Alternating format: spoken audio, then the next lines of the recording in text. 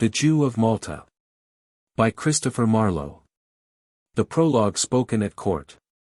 Gracious and great, that we so boldly dare, 'mongst other plays that now in fashion are, to present this, writ many years agone, and in that age thought second unto none. We humbly crave your pardon.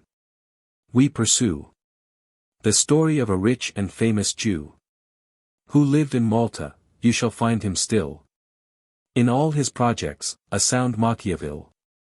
And that's his character. He that hath passed so many censures is now come at last to have your princely years. Grace you him, then you crown the action, and renown the pen. Epilogue spoken at court.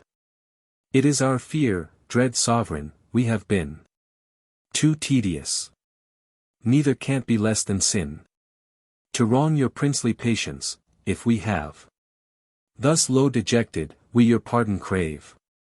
And, if aught here offend your ear or sight, we only act and speak what others write. The prologue to the stage, at the cockpit. We know not how our play may pass this stage, but by the best of poets in that age. The Malta Jew had being and was made, and he then by the best of actors played. In Hero and Leander one did gain a lasting memory. In Tamburlaine, this Jew, with others many, other one, the attribute of peerless, being a man, whom we may rank with, doing no one wrong. Proteus for shapes, and Rachis for a tongue. So could he speak, so very. Nor is't hate to merit in him who doth personate our Jew this day.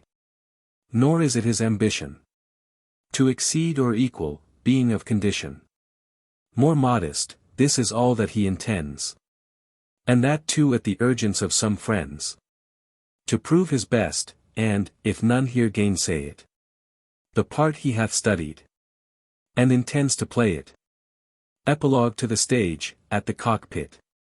Engraving with Pygmalion to contend, or painting with Apelles, doubtless the end must be disgrace. Our actor did not so. He only aimed to go, but not outgo, nor think that this day any prize was played. Here were no bets at all, no wagers laid. All the ambition that his mind doth swell is but to hear from you. By me, 'twas well. Dramatis Personae. Ferneze, governor of Malta. Lodowick, his son. Selim Calamath, son to the Grand Seignior. Martin de El Bosco, vice-admiral of Spain. Mathias, a gentleman. Giacomo. Barnardine, friars. Barabas, a wealthy Jew. Ithamore, a slave. Peliaborza, a bully, attendant to Bellamira. 2 merchants. 3 Jews. Knights, bassos, officers, guard, slaves, messenger. And carpenters. Catherine, mother to Mathias. Abigail, daughter to Barabas. Bellamira, a courtesan. Abbess. Nun. Machiavel as prologue speaker. Scene, Malta. The Jew of Malta. Enter Machiavel. Machiavel. Albeit the world think Machiavel is dead, yet was his soul but flown beyond the Alps. And, now the guise is dead, is come from France, to view this land, and frolic with his friends. To some perhaps my name is odious, but such as love me, guard me from their tongues, and let them know that I am Machiavel, and weigh not men, and therefore not men's words. Admired I am of those that hate me most, though some speak openly against my books. Yet will they read me, and thereby attain to Peter's chair, and, when they cast me off, are poisoned by my climbing followers. I count religion but a childish toy, and hold there is no sin but ignorance. Birds of the air will tell of murders past. I am ashamed to hear such fooleries. Many will talk of title to a crown. What right had Caesar to the empery? might first made kings, and laws were then most sure. When, like the Dracos, they were writ in blood. Hence comes it that a strong-built citadel commands much more than letters can import. Which maxim had Phalaris observed. Had never bellowed, in a brazen bull. Of great ones envy, oh, the poor petty wights. Let me be envied and not pitied. But whither am I bound? I come not, to read a lecture here in Britain, but to present the tragedy of a Jew, who smiles to see how full his bags are crammed. Which money was not got without my means. I crave but this, grace him as he deserves. And let him not be entertained the worse. Because he favors me. Exit. Act I. Barabas discovered in his counting house, with heaps of gold before him. Barabas. So that of thus much that return was made. And of the third part of the Persian ships. There was the venture summed and satisfied. As for those Samnites, and the men of Uz, that bought my Spanish oils and wines of Greece. Here have I pursed their paltry silverlings. Fie, what a trouble 'tis to count this trash. Well fare the Arabians, who so richly pay the things they traffic for with wedge of gold, whereof a man may easily in a day tell that which may maintain him all his life. The needy groom, that never fingered groat, would make a miracle of thus much coin. But he whose steel-barred coffers are crammed full, and all his lifetime hath been tired, wearying his fingers' ends with telling it, would in his age be loath to labor so, and for a pound to sweat himself to death. Give me the merchants of the Indian mines, that trade in metal of the purest mold. The wealthy more, that in the eastern rocks, without control can pick his riches up, and in his house heap pearl like pebble stones. Receive them free, and sell them by the weight. Bags of fiery opals, sapphires, amethysts, jacinths, hard topaz, grass-green emeralds, beauteous rubies, sparkling diamonds, and seld-seen costly stones of so great price, as one of them, indifferently rated, and of a carat of this quantity, may serve, in peril of calamity, to ransom great kings from captivity. This is the ware wherein consists my wealth. And thus methinks should men of judgment frame their means of traffic from the vulgar trade. And, as their wealth increaseth, so enclose infinite riches in a little room. But now how stands the wind? Into what corner peers my halcyon's bill? Ha! To the east? Yes. See how stand the vanes. East and by south, why, then, I hope my ships I sent for Egypt and the bordering isles are gotten up by Nilu's winding banks. Mine argosy from Alexandria, loaden with spice and silks, now under sail, are smoothly gliding down by Candyshore to Malta, through our Mediterranean sea. But who comes here? Enter a merchant. How now? Merchant.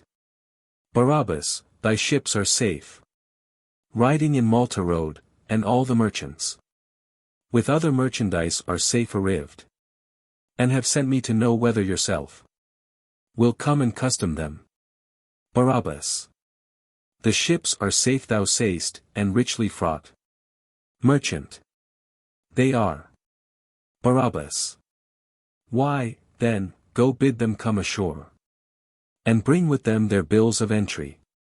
I hope our credit in the custom house will serve as well as I were present there. Go send 30 camels, 30 mules, and 20 wagons, to bring up the ware.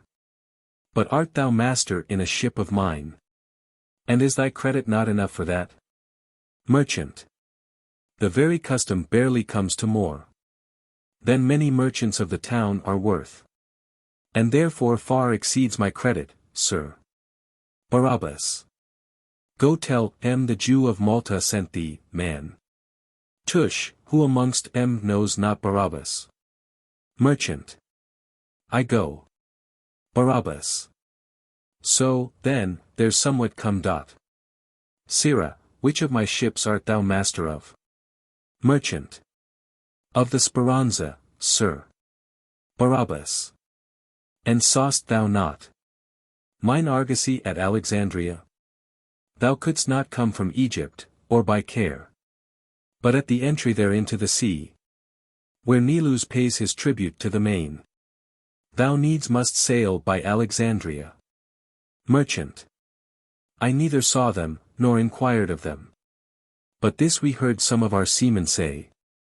They wondered how you durst with so much wealth trust such a crazed vessel, and so far. Barabas. Tush, they are wise. I know her and her strength. But go thou thy ways, discharge thy ship.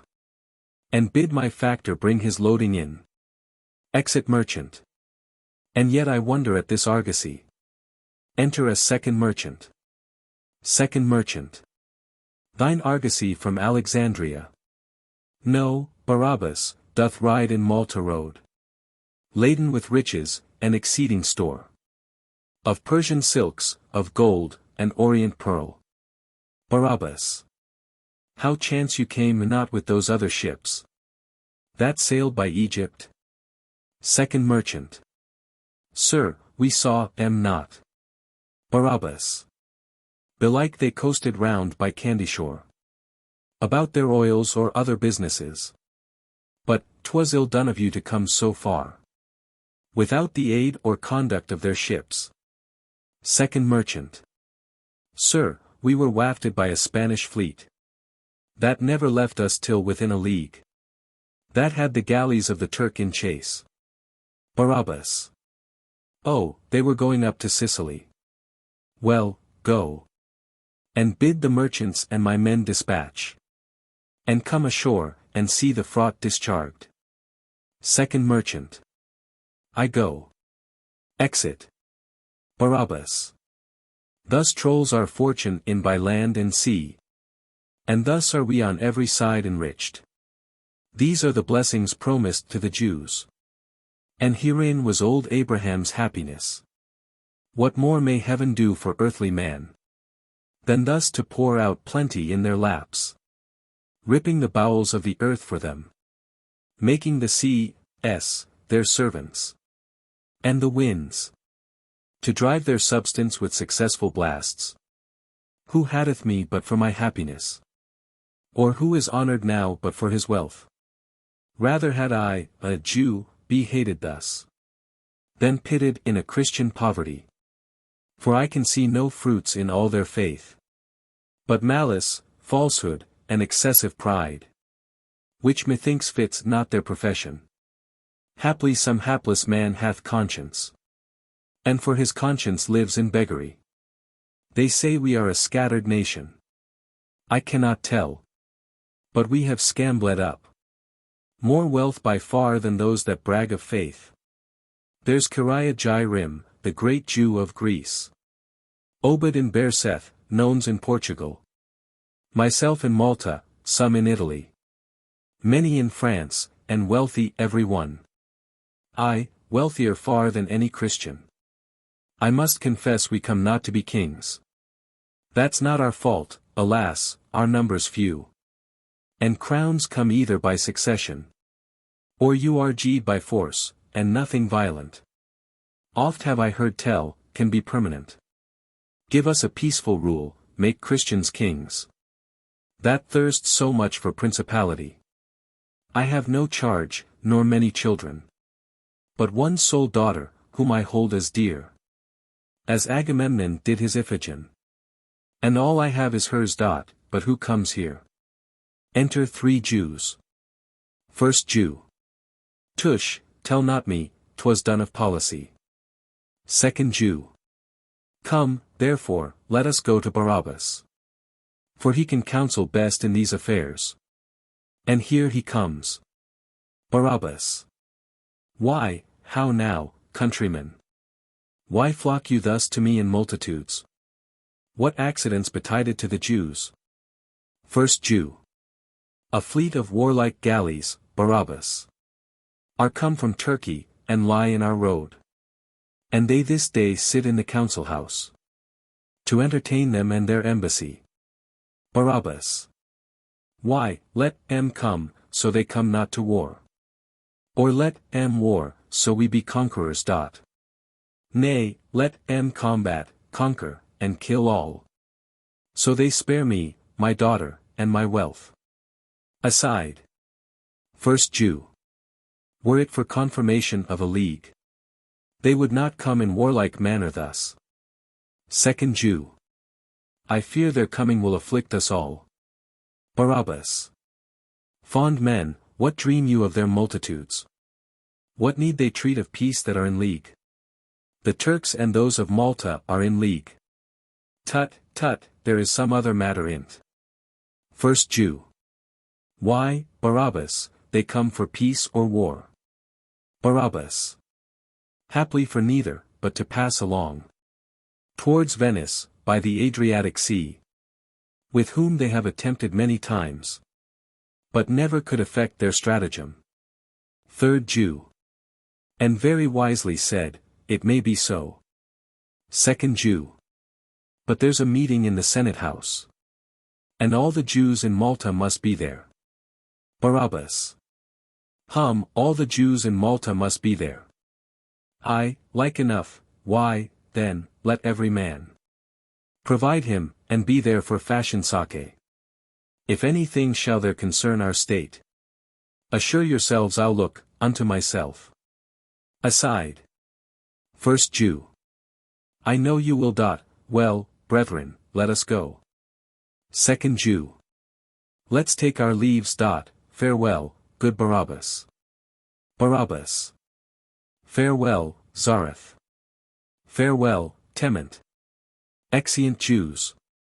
And, Barabas, now search this secret out. Summon thy senses, call thy wits together. These silly men mistake the matter clean. Long to the Turk did Malta contribute, which tribute all in policy, I fear. The Turk has let increase to such a sum, as all the wealth of Malta cannot pay. And now by that advantage thinks, belike, to seize upon the town, aye, that he seeks. Howe'er the world go, I'll make sure for one, and seek in time to intercept the worst, warily guarding that which I hoc got. Ego mihimit sum semper proximus. Why, let em enter, let em take the town. Exit. Enter Ferneze, governor of Malta, knights, and officers, met by Calamath, and bassos of the Turk. Ferneze. Now, bassos, what demand you at our hands? First basso. Know, knights of Malta, that we came from Rhodes, from Cyprus, Candy, and those other isles that lie betwixt the Mediterranean seas. Ferneze. What Cyprus, Candy, and those other isles? To us or Malta? What at our hands demand ye?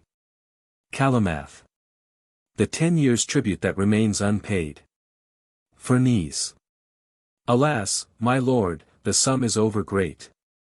I hope your highness will consider us. Calamath. I wish, grave governor, 'twere in my power to favor you. But 'tis my father's cause, wherein I may not, nay, I dare not dally. Ferneze. Then give us leave, great Salim Calamath. Calamath. Stand all aside, and let the knights determine, and send to keep our galleys under sail. For happily we shall not tarry here. Now, governor, how are you resolved? Ferneze. Thus. Since your hard conditions are such that you will needs have 10 years' tribute passed, we may have time to make collection amongst the inhabitants of Malta fort. First basso. That's more than is in our commission. Calamath. What, Calapine? A little courtesy. Let's know their time, perhaps it is not long. And 'tis more kingly to obtain by peace than to enforce conditions by constraint. What respite ask you, governor? Ferneze. But a month. Calamath.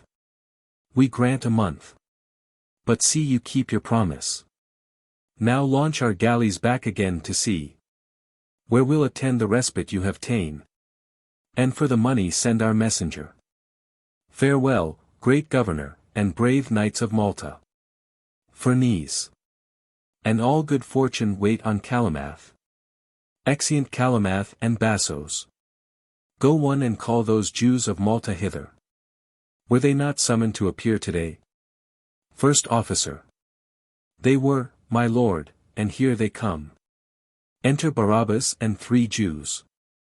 First Knight. Have you determined what to say to them? Ferneze. Yes, give me leave, and, Hebrews, now come near. From the Emperor of Turkey is arrived. Great Selim Calamath, his highness son. To levy of us 10 years tribute past. Now, then, here know that it concerneth us. Barabas. Then, good my lord, to keep your quiet still. Your lordship shall do well to let them have it. Ferneze. Soft, Barabas. There's more longs to't than so. To what this 10 years tribute will amount. That we have cast, but cannot compass it. By reason of the wars, that robbed our store. And therefore are we to request your aid. Barabas. Alas, my lord, we are no soldiers. And what's our aid against so great a prince? First Knight. Tut, Jew, we know thou art no soldier. Thou art a merchant and a moneyed man. And 'tis thy money, Barabas, we seek. Barabas. How, my lord? My money. Ferneze. Thine and the rest. For, to be short, amongst you must be had. First Jew. Alas, my lord, the most of us are poor. Ferneze. Then let the rich increase your portions. Barabas. Are strangers with your tribute to be taxed? Second Knight. Have strangers leave with us to get their wealth? Then let them with us contribute. Barabas. How? Equally. Ferneze. No, Jew, like infidels. For through our sufferance of your hateful lives, who stand accursed in the sight of heaven, these taxes and afflictions are befallen. And therefore thus we are determined. Read there the articles of our decrees. Officer. Reads, first, the tribute money of the Turks. Shall all be levied amongst the Jews, and each of them to pay 1/2 of his estate. Barabas. How? Half his estate, I hope you mean not mine. Aside. Ferneze. Read on. Officer. Reads, secondly, he that denies to pay, shall straight become a Christian. Barabas. How? A Christian, what's here to do? Aside. Officer. Reads, lastly, he that denies this, shall absolutely lose all he has. 3 Jews. O my lord, we will give half. Barabas. O earth-meddled villains, and no Hebrews born. And will you basely thus submit yourselves to leave your goods to their arbitrament? Ferneze. Why, Barabas, wilt thou be christened? Barabas. No, governor, I will be no convertite. Ferneze. Then pay thy half. Barabas. Why, know you what you did by this device? Half of my substance is a city's wealth. Governor, it was not got so easily. Nor will I part so slightly therewithal. Ferneze. Sir, half is the penalty of our decree. Either pay that, or we will seize on all. Barabas. Corpo di Dio. Stay, you shall have half. Let me be used but as my brethren are. Ferneze. No, Jew, thou hast denied the articles. And now it cannot be recalled. Exeunt officers, on a sign from Ferneze. Barabas. Will you, then, steal my goods? Is theft the ground of your religion? Ferneze. No, Jew. We take particularly thine. To save the ruin of a multitude. And better one want for a common good, than many perish for a private man. Yet, Barabas, we will not banish thee. But here in Malta, where thou gotst thy wealth, live still. And, if thou canst, get more. Barabas. Christians, what or how can I multiply? Of naught is nothing made. First night. From naught at first thou camest to little wealth. From little unto more, from more to most. If your first curse fall heavy on thy head, and make thee poor and scorned of all the world, 'tis not our fault, but thy inherent sin. Barabas. What, bring you scripture to confirm your wrongs? Preach me not out of my possessions. Some Jews are wicked, as all Christians are. But say the tribe that I descended of were all in general cast away for sin. Shall I be tried by their transgression? The man that dealeth righteously shall live. And which of you can charge me otherwise? Ferneze. Out, wretched Barabas. Sham'st thou not thus to justify thyself? As if we knew not thy profession. If thou rely upon thy righteousness, be patient, and thy riches will increase. Excess of wealth is cause of covetousness. And covetousness, oh, 'tis a monstrous sin. Barabas. Ay, but theft is worse, tush. Take not from me, then. For that is theft, and, if you rob me thus, I must be forked to steal, and compass more. First night. Grave governor, list not to his exclaims. Convert his mansion to a nunnery. His house will harbor many holy nuns. Ferneze. It shall be so. Re-enter officers. Now, officers, have you done? First officer. Aye, my lord, we have seized upon the goods. And wares of Barabas, which, being valued, amount to more than all the wealth in Malta. And of the other we have seized half. Ferneze. Then we'll take order for the residue. Barabas. Well, then, my lord, say, are you satisfied? You have my goods, my money, and my wealth. My ships, my store, and all that I enjoyed. And, having all, you can request no more. Unless your unrelenting flinty hearts suppress all pity in your stony breasts. And now shall move you to bereave my life. Ferneze. No, Barabas. To stain our hands with blood is far from us and our profession. Barabas. Why, I esteem the injury far less. To take the lives of miserable men, than be the causers of their misery. You have my wealth, the labor of my life, the comfort of mine age, my children's hope. And therefore ne'er distinguish of the wrong. Ferneze. Content thee, Barabas, thou hast naught but right.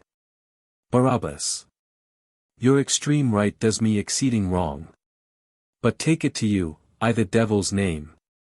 Ferneze. Come, let us in, and gather of these goods. The money for this tribute of the Turk. First night.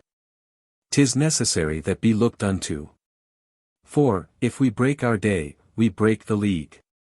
And that will prove but simple policy. Exeunt all except Barabas and the 3 Jews. Barabas. Aye, policy. That's their profession. And not simplicity, as they suggest. The plagues of Egypt, and the curse of heaven. Earth's barrenness, and all men's hatred. Inflict upon them, thou great primus motor. And here upon my knees, striking the earth, I ban their souls to everlasting pains, and extreme tortures of the fiery deep, that thus have dealt with me in my distress. First Jew. Oh, yet be patient, gentle Barabas. Barabas. O silly brethren, born to see this day. Why stand you thus unmoved with my laments? Why weep you not to think upon my wrongs? Why pine not I, and die in this distress? First Jew. Why, Barabas, as hardly can we brook the cruel handling of ourselves in this. Thou sayest they have taken half our goods. Barabas. Why did you yield to their extortion? You were a multitude, and I but one. And of me only have they taken all. First Jew. Yet, brother Barabas, remember Job. Barabas. What tell you me of Job? I what his wealth was written thus. He had 7,000 sheep, 3,000 camels, and 200 yoke of laboring oxen, and 500 she-asses, but for every one of those had they been valued at indifferent rate. I had at home, and in mine argosy, and other ships that came from Egypt last, as much as would have bought his beasts and him, and yet have kept enough to live upon. So that not he, but I, may curse the day. Thy fatal birthday, forlorn Barabas. And henceforth wish for an eternal night, that clouds of darkness may enclose my flesh, and hide these extreme sorrows from mine eyes. For only I have toiled to inherit here the months of vanity, and loss of time. And painful nights, have been appointed me. Second Jew. Good Barabas, be patient. Barabas. I pray, leave me in my patience. You, that were ne'er possessed of wealth, are pleased with want. But give him liberty at least to mourn, that in a field, amidst his enemies, doth see his soldiers slain, himself disarmed, and knows no means of his recovery. Let me sorrow for this sudden chance. 'Tis in the trouble of my spirit I speak. Great injuries are not so soon forgot. First Jew. Come, let us leave him, in his ireful mood. Our words will but increase his ecstasy. Second Jew. On, then, but, trust me, 'tis a misery to see a man in such affliction. Farewell, Barabas. Barabas. Fare you well. Exeunt three Jews. See the simplicity of these base slaves, who, for the villains have no wit themselves, think me to be a senseless lump of clay, that will with every water wash to dirt. No, Barabas is born to better chance, and friend of finer mold than common men, that measure not but by the present time. A reaching thought will search his deepest wits, and cast with cunning for the time to come. For evils are apt to happen every day. Enter Abigail. But whither wends my beauteous Abigail? Oh, what has made my lovely daughter sad? What, woman? Moan not for a little loss. Thy father has enough in store for thee. Abigail. Nor for myself, but aged Barabas. Father, for thee lamenteth Abigail. But I will learn to leave these fruitless tears. And, you are g'd thereto with my afflictions. With fierce exclaims run to the Senate house. And in the Senate reprehend them all. And rent their hearts with tearing of my hair, till they reduce the wrongs done to my father. Barabas. No, Abigail. Things past recovery are hardly cured with exclamations. Be silent, daughter, sufferance breeds ease. And time may yield us an occasion, which on the sudden cannot serve the turn. Besides, my girl, think me not all so fond, as negligently to forego so much, without provision for thyself and me. 10,000 portagues, besides great pearls, rich costly jewels, and stones infinite. Fearing the worst of this before it fell, I closely hid. Abigail. Where, father? Barabas. In my house, my girl. Abigail. Then shall they ne'er be seen of Barabas. For they have seized upon thy house and wares. Barabas. But they will give me leave once more, I trow, to go into my house. Abigail. That may they not.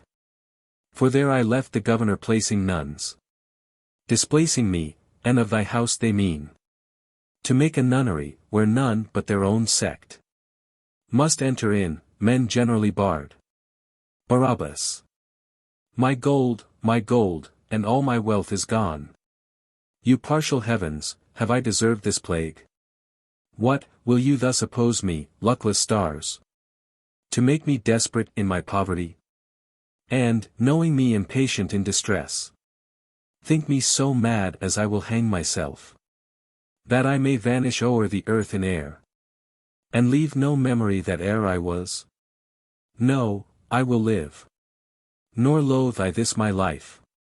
And, since you leave me in the ocean thus, to sink or swim, and put me to my shifts, I'll rouse my senses, and awake myself. Daughter, I have it, thou perceiv'st the plight wherein these Christians have oppressed me. Bruled by me, for in extremity we ought to make bar of no policy. Abigail. Father, whatever it be, to injure them that have so manifestly wronged us, what will not Abigail attempt? Barabas. Why, so.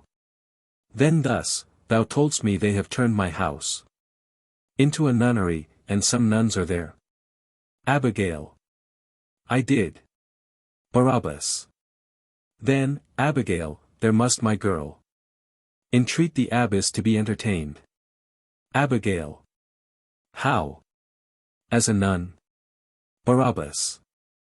I, daughter, for religion hides many mischiefs from suspicion. Abigail. But, father, they will suspect me there. Barabas. Let them suspect, but be thou so precise as they may think it done of holiness. Entreat them fair, and give them friendly speech, and seem to them as if thy sins were great, till thou hast gotten to be entertained. Abigail. Thus, father, shall I much dissemble. Barabas. Tush. As good dissemble that thou never mean'st, as first mean truth and then dissemble it. A counterfeit profession is better than unseen hypocrisy. Abigail. Well, father, say I be entertained. What then shall follow? Barabas. This shall follow then. There have I hid, close underneath the plank that runs along the upper chamber floor, the gold and jewels which I kept for thee. But here they come, be cunning, Abigail. Abigail. Then, father, go with me. Barabas. No, Abigail, in this it is not necessary I be seen, for I will seem offended with thee for't. Be close, my girl, for this must fetch my gold. They retire. Enter Friar Giacomo, Friar Barnardine, Abbess, and a Nun. Friar Giacomo. Sisters. We now are almost at the new-made nunnery. Abbess. The better, for we love not to be seen. 'Tis 30 winters long since some of us did stray so far amongst the multitude. Friar Giacomo. But, madam, this house and waters of this new-made nunnery will much delight you. Abbess. It may be so. But who comes here? Abigail comes forward. Abigail. Grave abbess, and you happy virgins guide, pity the state of a distressed maid. Abbess. What art thou, daughter? Abigail. The hopeless daughter of a hapless Jew. The Jew of Malta, wretched Barabas. Sometimes the owner of a goodly house, which they have now turned to a nunnery. Abbess. Well, daughter, say, what is thy suit with us? Abigail. Fearing the afflictions which my father feels proceed from sin or want of faith in us. I'd pass away my life in penitence. And be a novice in your nunnery. To make atonement for my laboring soul. Friar Giacomo. No doubt, brother, but this proceedeth of the Spirit. Friar Barnardine. Ay, and of a moving spirit too, brother, but come. Let us entreat she may be entertained. Abbess. Well, daughter, we admit you for a nun. Abigail. First let me as a novice learn to frame my solitary life to your straight laws. And let me lodge where I was wont to lie. I do not doubt, by your divine precepts, and mine own industry, but to profit much. Barabas. As much, I hope, as all I hid is worth. Aside. Abbess. Come, daughter, follow us. Barabas. Coming forward, why, how now, Abigail? What makest thou, mongst these hateful Christians? Friar Giacomo. Hinder her not, thou man of little faith. For she has mortified herself. Barabas. How? Mortified. Friar Giacomo. And is admitted to the sisterhood. Barabas. Child of perdition, and thy father's shame. What wilt thou do among these hateful fiends? I charge thee on my blessing that thou leave these devils and their damned heresy. Abigail. Father, forgive me. Barabas. Nay, back, Abigail. And think upon the jewels and the gold. The board is marked thus that covers it. Aside to Abigail in a whisper. Away, accursed, from thy father's sight. Friar Giacomo. Barabas, although thou art in misbelief, and wilt not see thine own afflictions, yet let thy daughter be no longer blind. Barabas. Blind friar, I reck not thy persuasions. The board is marked thus that covers it. Aside to Abigail in a whisper. For I had rather die than see her thus. Wilt thou forsake me too in my distress? Seduced daughter, go, forget not. Aside to her in a whisper. Becomes it Jews to be so credulous? Tomorrow early I'll be at the door. Aside to her in a whisper. No, come not at me, if thou wilt be damned. Forget me, see me not, and so, be gone. Farewell. Remember tomorrow morning. Aside to her in a whisper. Out, out, thou wretch. Exit, on one side, Barabas. Exeunt, on the other side. Friars, Abbess, Nun, and Abigail, and, as they are going out, enter Mathias. Mathias. Who's this? Fair Abigail, the rich Jew's daughter. Become a nun. Her father's sudden fall has humbled her, and brought her down to this.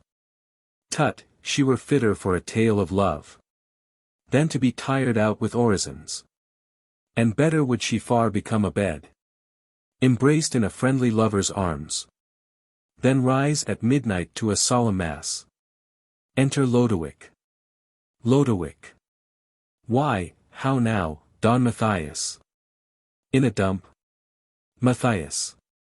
Believe me, noble Lodowick, I have seen the strangest sight, in my opinion, that ever I beheld. Lodowick. What was't, I prithee? Mathias. A fair young maid, scarce 14 years of age. The sweetest flower in Cytherea's field. Cropped from the pleasures of the fruitful earth. And strangely metamorphosed, to a nun. Lodowick. But say, what was she? Mathias. Why, the rich Jew's daughter. Lodowick. What, Barabas, whose goods were lately seized?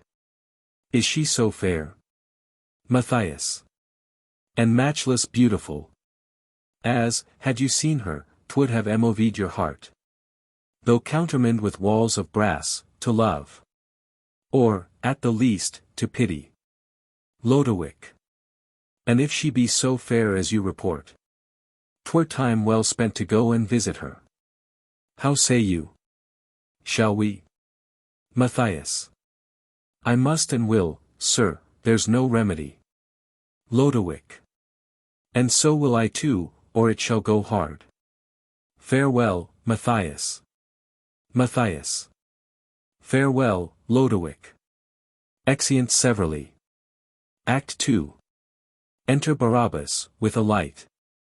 Barabas.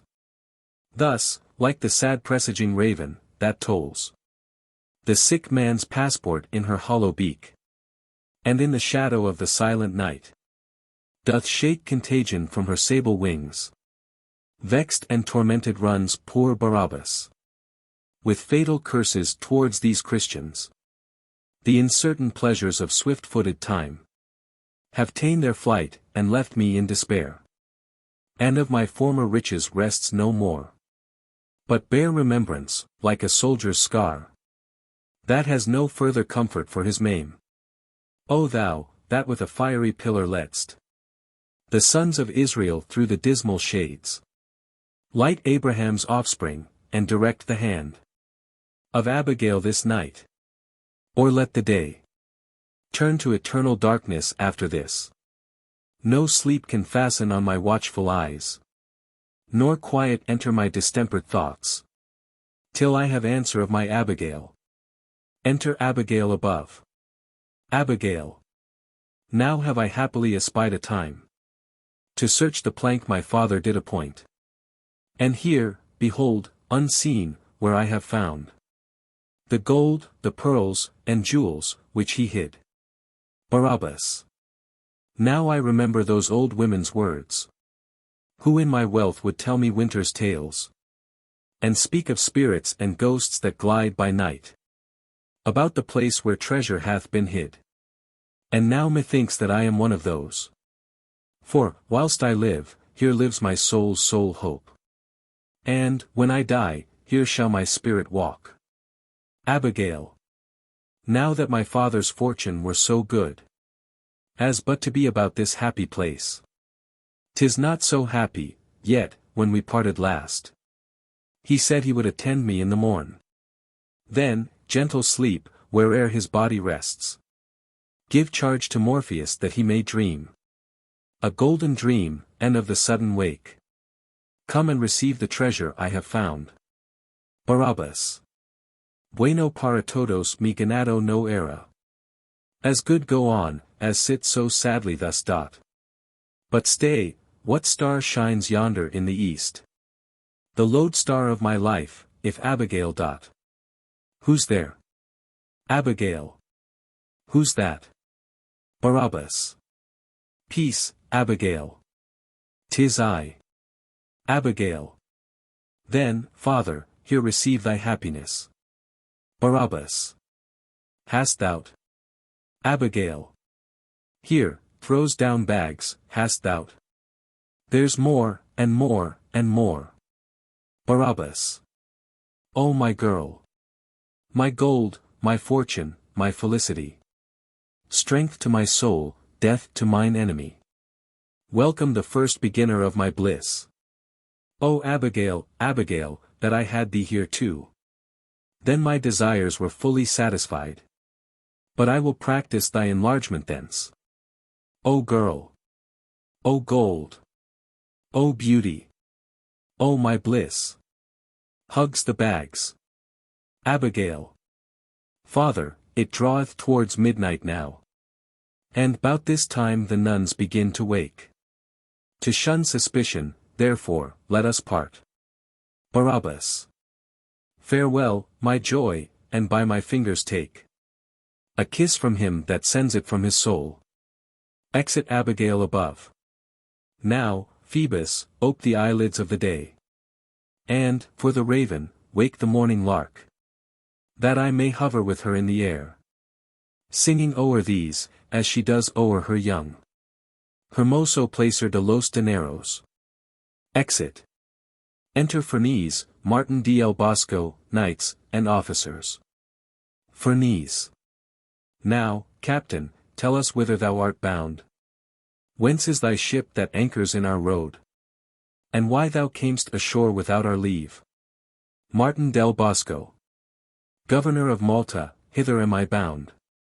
My ship, the Flying Dragon, is of Spain. And so am I, Del Bosco is my name. Vice-Admiral unto the Catholic King. First Knight. 'Tis true, my lord, therefore entreat him well. Martin del Bosco. Our fraud is Grecians, Turks, and Afric Moors. For laid upon the coast of Corsica. Because we veiled not to the Turkish fleet. Their creeping galleys had us in the chase. But suddenly the wind began to rise. And then we luffed and tacked, and fought at ease. Some have we furred. And many have we sunk. But one amongst the rest became our prize. The captain slain, the rest remain our slaves. Of whom we would make sail in Malta here. Ferneze. Martin del Bosco, I have heard of thee. Welcome to Malta, and to all of us. But to admit a sail of these thy Turks. We may not, nay, we dare not give consent. By reason of a tributary league. First Knight. Del Bosco, as thou lovest and honourst us. Persuade our governor against the Turk. This truce we have is but in hope of gold. And with that sum he craves might we wage war. Martin del Bosco.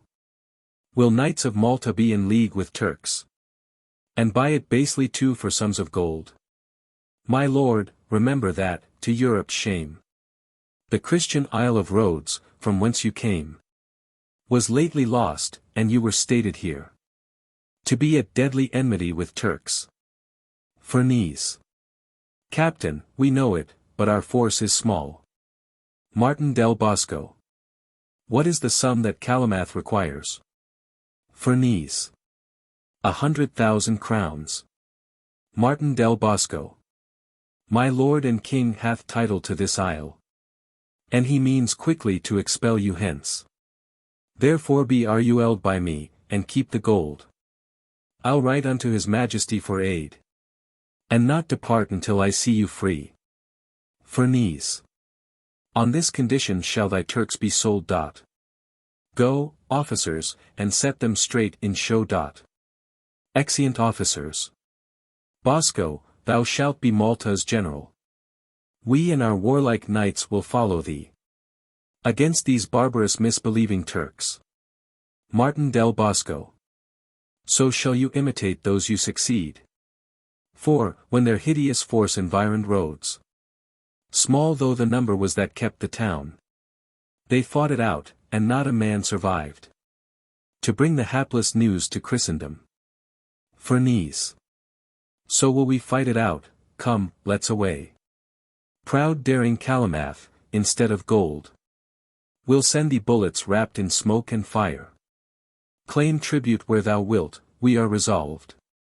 Honor is bought with blood, and not with gold. Exeunt. Enter officers, with Ithamore and other slaves. First officer. This is the marketplace, here let M stand. Fear not their sale, for they'll be quickly bought. Second officer. Everyone's price is written on his back. And so much must they yield, or not be sold. First officer. Here comes the Jew, had not his goods been seized. He'd give us present money for them all. Enter Barabas. Barabas. In spite of these swine-eating Christians. Unchosen nation, never circumcised.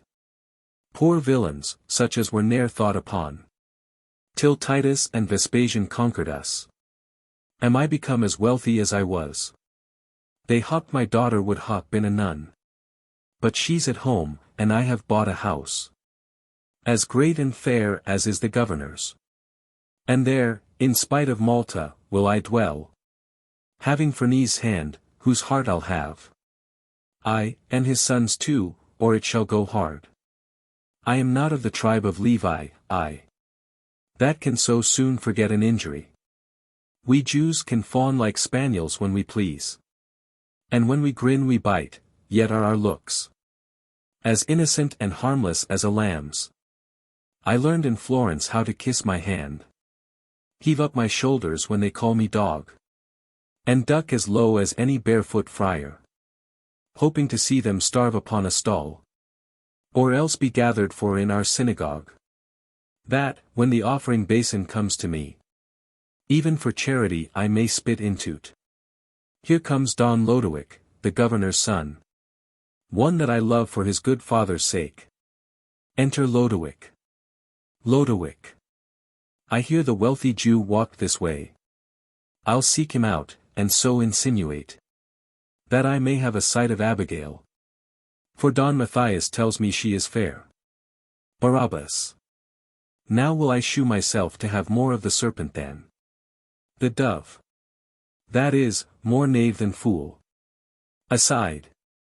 Lodowick. Yond walks the Jew, now for fair Abigail. Barabas. Aye, no doubt, but she's at your command. Aside. Lodowick. Barabas, thou knowst I am the governor's son. Barabas. I would you were his father too, sir. That's all the harm. I wish you dot, the slave looks like a hog's cheek new singed. Aside. Lodowick. Whither walk'st thou, Barabas? Barabas. No further, 'tis a custom held with us, that when we speak with Gentiles like to you, we turn into the air to purge ourselves. For unto us the promise doth belong. Lodowick. Well, Barabas, canst help me to a diamond? Barabas. Oh, sir, your father had my diamonds. Yet I have one left that will serve your turn. I mean my daughter, but, ere he shall have her, I'll sacrifice her on a pile of wood. The poison of the city for him, and the white leprosy. Aside. Lodowick. What sparkle does it give without a foil? Barabas. The diamond that I talk of ne'er was foiled. But, when he touches it, it will be foiled. Aside. Lord Lodowick, it sparkles bright and fair. Lodowick. Is it square or pointed? Pray, let me know. Barabas. Pointed it is, good sir, but not for you. Aside. Lodowick. I like it much the better. Barabas. So do I too. Lodowick. How shews it by night? Barabas. Outshines Cynthia's rays. You'll like it better far o' nights than days. Aside. Lodowick. And what's the price? Barabas. Your life, and if you have it, aside. Oh my lord. We will not jar about the price, come to my house. And I will give your honor, with a vengeance. Aside. Lodowick. No, Barabas, I will deserve it first. Barabas. Good sir. Your father has deserved it at my hands. Who, of mere charity and Christian ruth, to bring me to religious purity, and, as it were, in catechizing sort, to make me mindful of my mortal sins, against my will, and whether I would or no, seized all I had, and thrust me out o' doors, and made my house a place for nuns most chaste. Lodowick. No doubt your soul shall reap the fruit of it. Barabas. Aye, but, my lord, the harvest is far off. And yet I know the prayers of those nuns and holy friars, having money for their pains, are wondrous, and indeed do no man good. Aside. And, seeing they are not idle, but still doing, 'tis likely they in time may reap some fruit. I mean, in fullness of perfection. Lodowick. Good Barabas, glance not at our holy nuns. Barabas. No, but I do it through a burning zeal, hoping ere long to set the house a fire. For, though they do a while increase and multiply, I'll have a saying to that nunnery. Aside. As for the diamond, sir, I told you of. Come home, and there's no price shall make us part. Even for your honorable father's sake. It shall go hard, but I will see your death. Aside. But now I must be gone to buy a slave. Lodowick. And, Barabas, I'll bear thee company. Barabas. Come, then, here's the marketplace. What's the price of this slave? 200 crowns. Do the Turks weigh so much? First officer. Sir, that's his price. Barabas. What, can he steal, that you demand so much? Belike he has some new trick for a purse. And if he has, he is worth 300 plates. So that, being bought, the town seal might be got. To keep him for his lifetime from the gallows. The sessions day is critical to thieves. And few or none scape but by being purged. Lodowick. Ratst thou this more but at 200 plates? First officer. No more, my lord. Barabas. Why should this Turk be dearer than that more? First officer. Because he is young, and has more qualities. Barabas. What, hast the philosopher's stone? And thou hast, break my head with it, I'll forgive thee. Slave. No, sir, I can cut and shave. Barabas. Let me see, sirrah, are you not an old shaver? Slave. Alas, sir, I am a very youth. Barabas. A youth. I'll buy you, and marry you to Lady Vanity. If you do well. Slave. I will serve you, sir. Barabas. Some wicked trick or other, it may be, under color of shaving, thou lt cut my throat for my goods. Tell me. Hast thou thy health well? Slave. Aye, passing well. Barabas. So much the worse, I must have one that's sickly, and be but for sparing victuals, 'tis not a stone of beef a day. Will maintain you in these chops. Let me see one that's somewhat leaner. First officer. Here's a leaner, how like you him? Barabas. Where wast thou born? Ithamore. In Thrace, brought up in Arabia. Barabas. So much the better, thou art for my turn. 100 crowns. I'll have him, there's the coin. Gives money. First officer. Then mark him, sir, and take him hence. Barabas. Aye, mark him, you were best, for this is he. That by my help shall do much villainy. Aside. My lord, farewell. Come, sirrah, you are mine. As for the diamond, it shall be yours.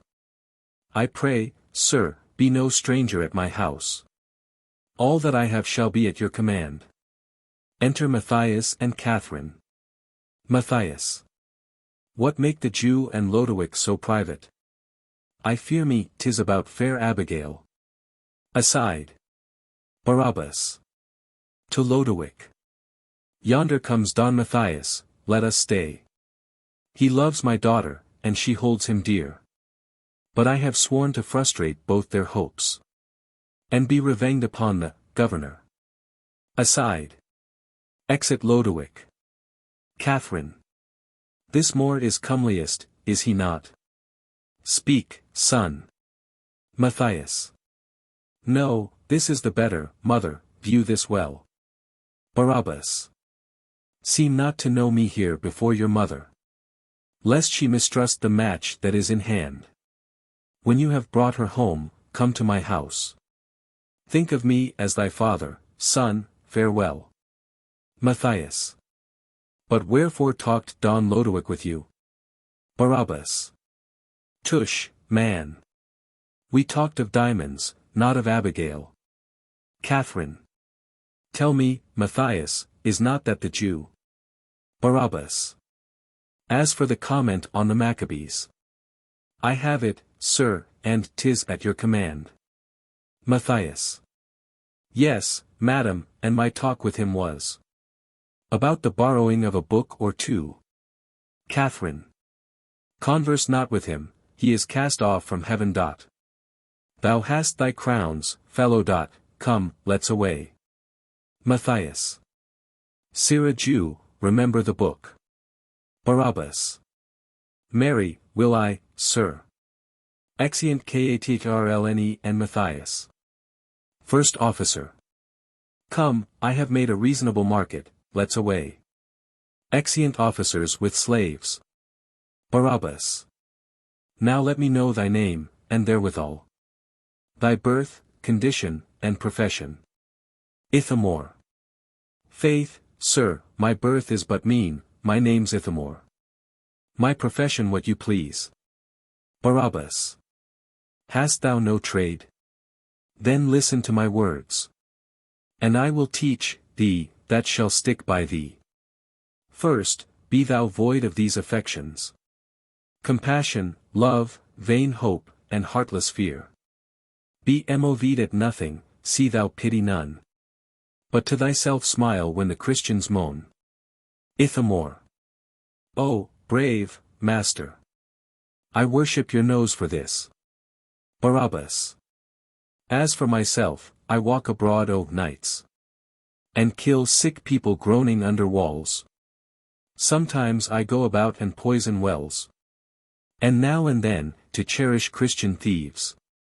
I am content to lose some of my crowns, that I may, walking in my gallery, see M go pinioned along by my door. Being young, I studied physic, and began to practice first upon the Italian. There I enriched the priests with burials, and always kept the sexton's arms in ure, with digging graves and ringing dead men's knells. And, after that, was I an engineer. And in the wars, twixt France and Germany, under pretence of helping Charles V, slew friend and enemy with my stratagems. Then, after that, was I an usurer. And with extorting, cousining, forfeiting, and tricks belonging unto brokery, I filled the jails with bankrupts in a year, and with young orphans planted hospitals. And every moon made some or other mad. And now and then one hang himself for grief, pinning upon his breast a long great scroll. How I with interest tormented him.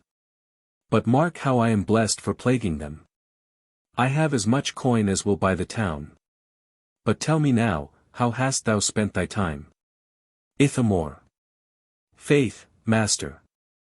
In setting Christian villages on fire, chaining of eunuchs, binding galley slaves. One time I was an hostler in an inn, and in the night time secretly would I steal to travelers' chambers, and there cut their throats. Once at Jerusalem, where the pilgrims kneeled, I strewed powder on the marble stones, and therewithal their knees would rankle so, that I have laughed a good to see the cripples go limping home to Christendom on stilts. Barabas. Why, this is something, make account of me. As of thy fellow, we are villains both. Both circumcised, we hate Christians both. Be true and secret, thou shalt want no gold. But stand aside, here comes Don Lodowick. Enter Lodowick. Lodowick. Oh, Barabas, well met. Where is the diamond you told me of? Barabas. I have it for you, sir, please you walk in with me. What, ho, Abigail. Open the door, I say. Enter Abigail, with letters. Abigail. In good time, father. Here are letters come from Ormus, and the post stays here within. Barabas. Give me the letters. Daughter, do you hear? Entertain Lodowick, the governor's son, with all the courtesy you can afford, provided that you keep your maidenhead. Use him as if he were a Philistine. Dissemble, swear, protest, vow love to him. He is not of the seed of Abraham. Aside to her. I am a little busy, sir, pray, pardon me.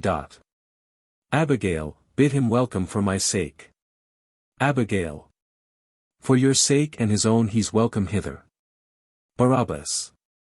Daughter, a word more, kiss him, speak him fair. And like a cunning Jew so cast about, that ye be both made sure ere you come out. Aside to her. Abigail. O father, Don Mathias is my love. Barabas. I know it, yet, I say, make love to him. Do, it is requisite it should be so. Aside to her. Nay, on my life, it is my factor's hand. But go you in, I'll think upon the account. Exeunt Abigail and Lodowick into the house. The account is made, for Lodovico dies. My factor sends me word a merchant's fled. That owes me for 100 ton of wine. I weigh it thus much, snapping his fingers. I have wealth enough. For now by this has he kissed Abigail. And she vows love to him, and he to her. As sure as heaven rained manna for the Jews, so sure shall he and Don Mathias die. His father was my chiefest enemy. Enter Mathias. Whither goes Don Mathias? Stay a while. Mathias. Whither, but to my fair love Abigail? Barabas. Thou knowst, and heaven can witness it is true, that I intend my daughter shall be thine. Mathias. I, Barabas, or else thou wrongst me much. Barabas. Oh, heaven forbid I should have such a thought. Pardon me though I weep, the governor's son. Will, whether I will or no, have Abigail. He sends her letters, bracelets, jewels, rings. Mathias. Does she receive them? Barabas. She. No, Mathias, no, but sends them back. And, when he comes, she locks herself up fast. Yet through the keyhole will he talk to her, while she runs to the window, looking out. When you should come and hail him from the door. Mathias. O treacherous Lodowick. Barabas. Even now, as I came home, he slipped me in. And I am sure he is with Abigail. Mathias. I'll rouse him thence. Barabas. Not for all Malta, therefore sheath your sword. If you love me, no quarrels in my house. But steal you in, and seem to see him not. I'll give him such a warning ere he goes, as he shall have small hopes of Abigail. Away, for here they come. Re-enter Lodowick and Abigail. Mathias. What, hand in hand? I cannot suffer this. Barabas. Mathias, as thou lovest me, not a word. Mathias. Well, let it pass, another time shall serve. Exit into the house. Lodowick. Barabas, is not that the widow's son? Barabas. Aye, and take heed, for he hath sworn your death. Lodowick. My death? What, is the base-born peasant mad? Barabas. No, no, but happily he stands in fear of that which you, I think, ne'er dream upon. My daughter here, a paltry silly girl. Lodowick. Why, loves she Don Mathias? Barabas. Doth she not with her smiling answer you? Abigail. He has my heart, I smile against my will. Aside. Lodowick. Barabas, thou knowst I have loved thy daughter long. Barabas. And so has she done you, even from a child. Lodowick. And now I can no longer hold my mind. Barabas. Nor I the affection that I bear to you. Lodowick. This is thy diamond, tell me, shall I have it? Barabas. Win it, and wear it, it is yet unsoiled. Oh, but I know your lordship would disdain to marry with the daughter of a Jew. And yet I'll give her many a golden cross, with Christian posies round about the ring. Lodowick. 'Tis not thy wealth, but her that I esteem. Yet crave I thy consent. Barabas. And mine you have, yet let me talk to her. This offspring of Cain, this Jebusite, that never tasted of the Passover, nor e'er shall see the land of Canaan, nor our Meshes that is yet to come. This gentle maggot, Lodowick, I mean, must be deluded. Let him have thy hand. But keep thy heart till Don Mathias comes. Aside to her. Abigail. What, shall I be betrothed to Lodowick? Barabas. It's no sin to deceive a Christian, for they themselves hold it a principle. Faith is not to be held with heretics. But all are heretics that are not Jews. This follows well, and therefore, daughter, fear not. Aside to her. I have entreated her, and she will grant. Lodowick. Then, gentle Abigail, plight thy faith to me. Abigail. I cannot choose, seeing my father bids. Nothing but death shall part my love and me. Lodowick. Now have I that for which my soul hath longed. Barabas. So have not I. But yet I hope I shall. Aside. Abigail. O wretched Abigail, what hast thou done? Aside. Lodowick. Why on the sudden is your colour changed? Abigail. I know not, but farewell, I must be gone. Barabas. Stay her, but let her not speak one word more. Lodowick. Mute. Oh, the sudden. Here's a sudden change. Barabas. Oh, muse not at it, 'tis the Hebrew's guise. That maiden's new betrothed should weep a while. Trouble her not. Sweet Lodowick, depart. She is thy wife, and thou shalt be mine heir. Lodowick. Oh, is the custom? Then I am resolved. But rather let the brightsome heavens be dim, and nature's beauty choke with stifling clouds, then my fair Abigail should frown on me. There comes the villain, now I'll be revenged. Re-enter Mathias. Barabas. Be quiet, Lodowick, it is enough that I have made thee sure to Abigail. Lodowick. Well, let him go. Exit. Barabas. Well, but for me, as you went in at doors, you had been stabbed, but not a word on't now. Here must no speeches pass, nor swords be drawn. Mathias. Suffer me, Barabas, but to follow him. Barabas. No, so shall I, if any hurt be done. Be made an accessory of your deeds. Revenge it on him when you meet him next. Mathias. For this I'll have his heart. Barabas. Do so. Lo, here I give thee Abigail. Mathias. What greater gift can poor Mathias have? Shall Lodowick rob me of so fair a love? My life is not so dear as Abigail. Barabas.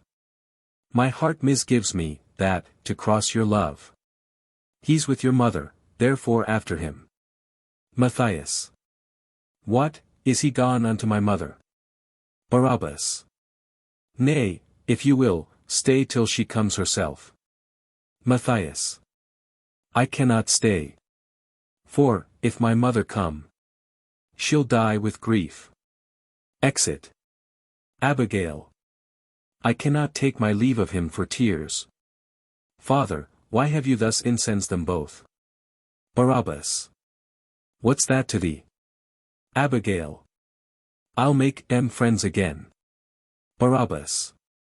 You'll make them friends. Are there not Jews enow in Malta? But thou must dote upon a Christian. Abigail. I will have Don Mathias, he is my love. Barabas. Yes, you shall have him. Go, put her in. Ithamore. I'll put her in.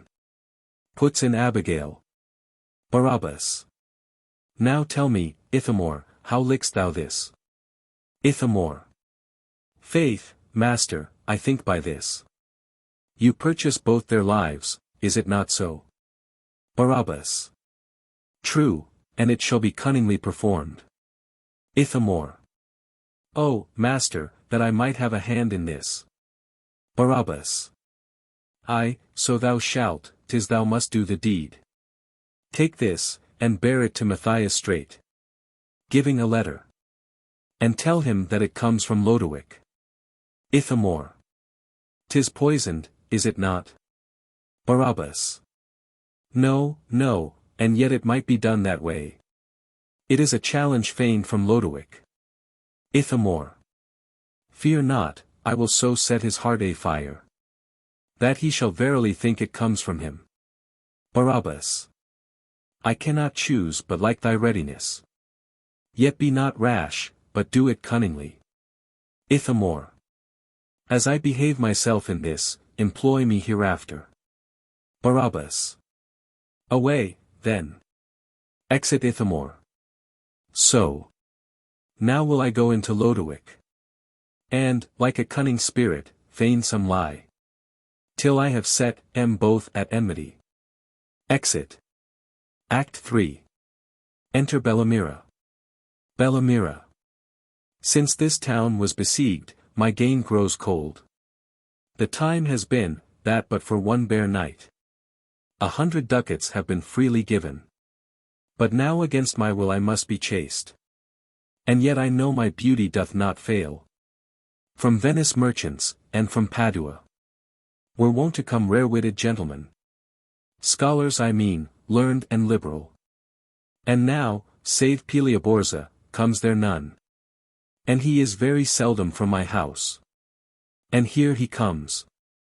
Enter Peliaborza. Peliaborza. Hold thee, wench, there's something for thee to spend. Shewing a bag of silver. Bellamira.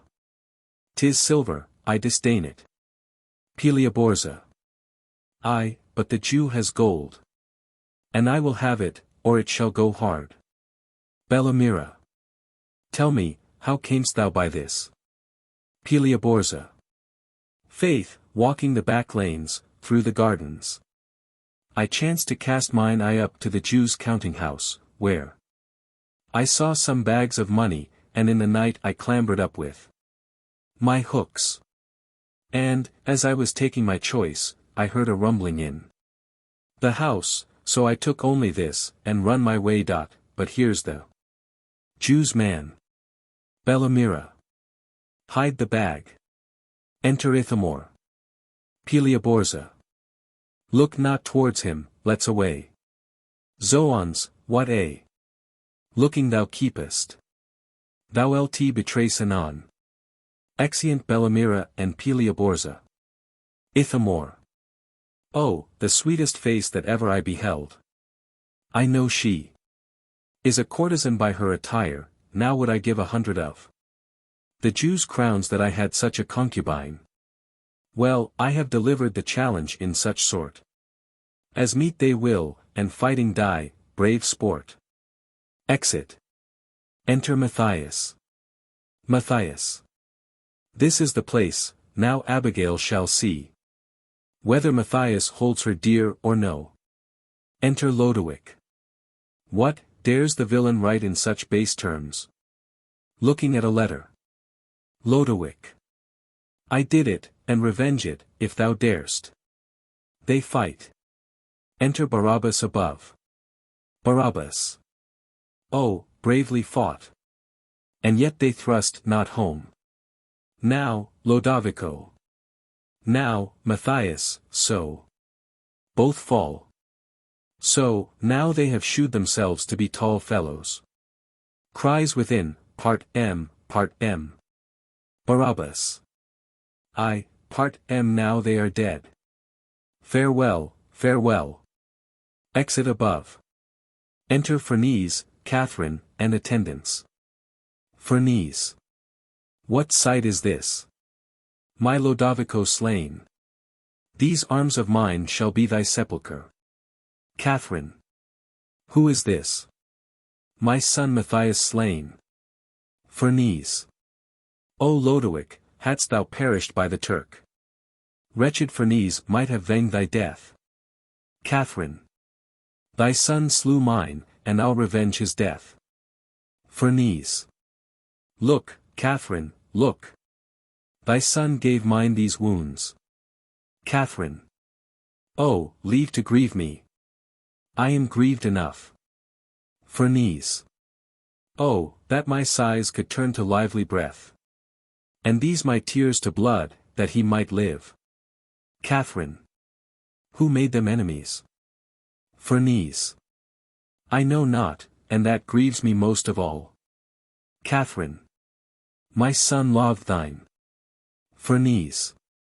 And so did Lodowick him. Catherine. Lend me that weapon that did kill my son. And it shall murder me. Ferneze. Nay, madam, stay. That weapon was my son's. And on that rather should Ferneze die. Catherine. Hold, let's inquire the causers of their deaths. That we may venge their blood upon their heads. Ferneze. Then take them up, and let them be interred. Within one sacred monument of stone. Upon which altar I will offer up my daily sacrifice of sighs and tears. And with my prayers pierce impartial heavens.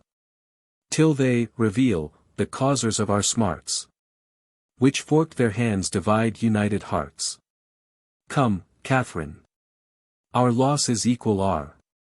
Then of true grief let us take equal share. Exeunt with the bodies. Enter Ithamore. Ithamore.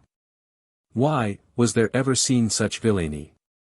So neatly plotted, and so well performed? Both held in hand, and flatly both beguiled. Enter Abigail. Abigail. Why, how now, Ithamore? Why laugh'st thou so? Ithamore. O mistress. Ha, ha, ha. Abigail. Why, what ail'st thou? Ithamore. Oh, my master. Abigail. Ha. Ithamore.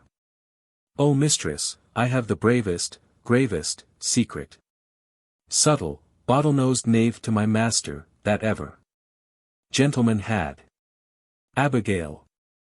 Say, knave, why rail'st upon my father thus? Ithamore. Oh, my master has the bravest policy. Abigail. Wherein? Ithamore. Why, know you not? Abigail. Why, no. Ithamore. Know you not of Mathias, and Don Lodowick,'s disaster? Abigail. No, what was it? Ithamore. Why, the devil inverted a challenge, my master. Rid it, and I carried it, first to Lodowick, and imprimis. To Mathias. And then they met, and, as the story says, in doleful wise they ended both their days. Abigail. And was my father furtherer of their deaths? Ithamore. Am I Ithamore? Abigail. Yes. Ithamore. So sure did your father write, and I carry the challenge. Abigail. Well, Ithamore, let me request thee this. Go to the new-made nunnery, and inquire for any of the friars of St. Jacques. And say, I pray them come and speak with me. Ithamore. I pray, mistress, will you answer me to one question? Abigail. Well, sirrah, what is't? Ithamore. A very feeling one, have not the nuns fine sport with the friars now and then? Abigail. Go to, sirrah sauce. Is this your question? Get ye gone. Ithamore. I will, forsooth, mistress. Exit. Abigail. Hard-hearted father, unkind Barabas. Was this the pursuit of thy policy? To make me shew them favour severally? That by my favour they should both be slain? Admit thou lovedst not Lodowick for his sire. Yet Don Mathias ne'er offended thee. But thou wert set upon extreme revenge. Because the prior dispossessed thee once. And couldst not venge it but upon his son. Nor on his son but by Mathias means. Nor on Mathias but by murdering me. But I perceive there is no love on earth. Pity in Jews, nor piety in Turks. But here comes cursed Ithamore with the friar. Re-enter Ithamore with Friar Giacomo. Friar Giacomo. Virgo, salve. Ithamore. When duck you? Abigail. Welcome, grave Friar. Ithamore, be gone. Exit Ithamore. No, holy sir, I am bold to solicit thee. Friar Giacomo. Wherein? Abigail. To get me be admitted for a nun. Friar Giacomo. Why, Abigail, it is not yet long since that I did labor thy admission. And then thou didst not like that holy life. Abigail. Then were my thoughts so frail and unconfirmed, as I was chained to follies of the world. But now experience, purchased with grief, has made me see the difference of things. My sinful soul, alas, hath pocked too long the fatal labyrinth of misbelief, far from the sun that gives eternal life. Friar Giacomo. Who taught thee this? Abigail. The abbess of the house, whose zealous admonition I embrace. Oh, therefore, Giacomo, let me be one, although unworthy, of that sisterhood. Friar Giacomo.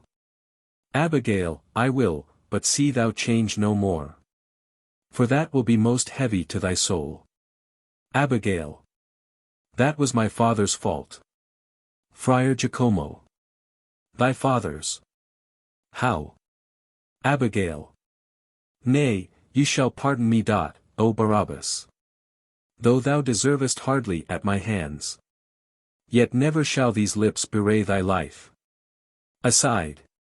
Friar Giacomo. Come, shall we go?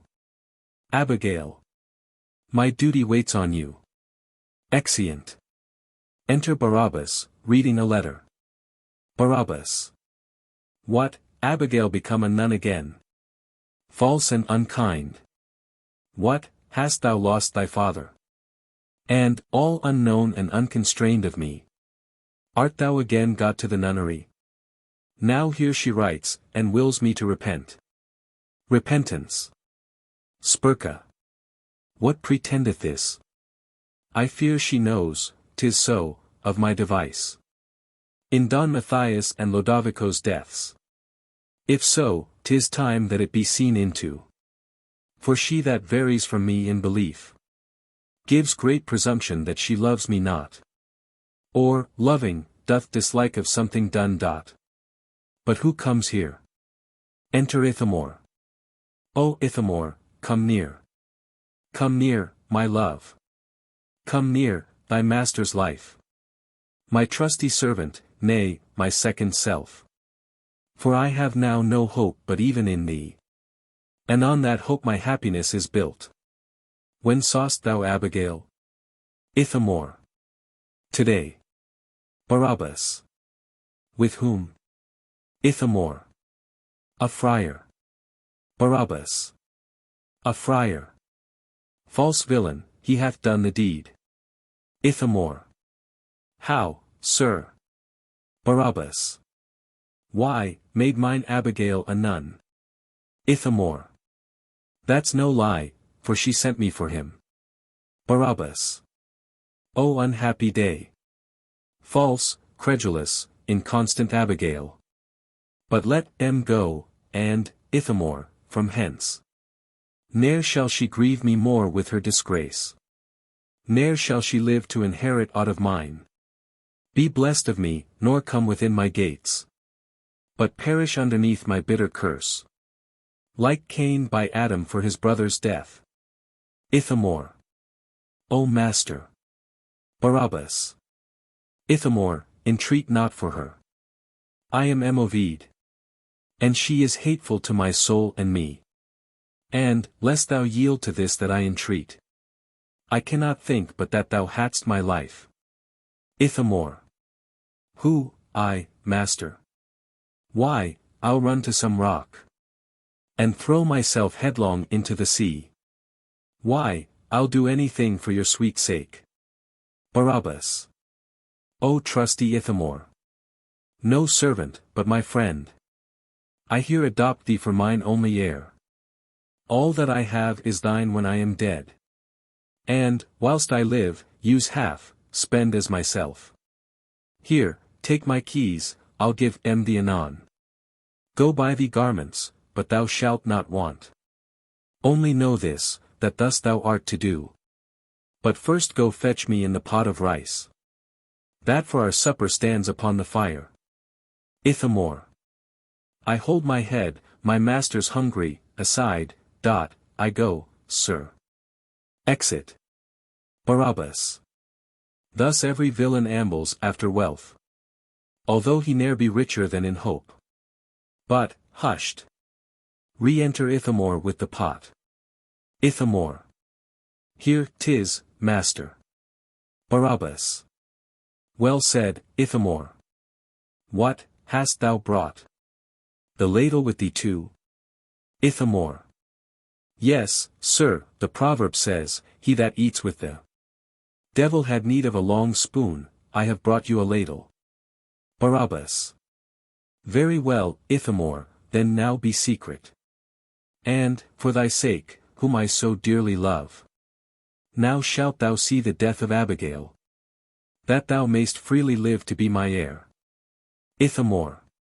Why, master, will you poison her with a mess of rice? Porridge. That will preserve life, make her round and plump, and batten more than you are aware. Barabas. Ay, but, Ithamore, sayest thou this? It is a precious powder that I bought. Of an Italian, in Ancona, once.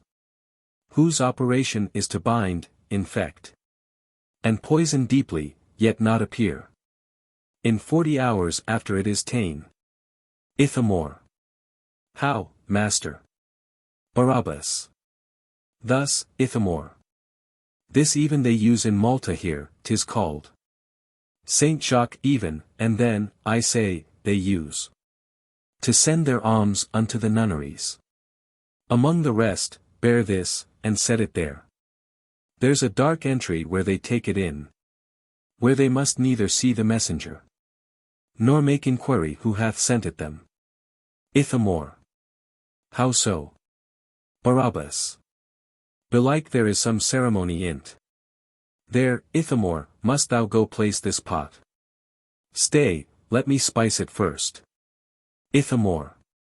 Pray, do, and let me help you, master. Pray, let me taste first.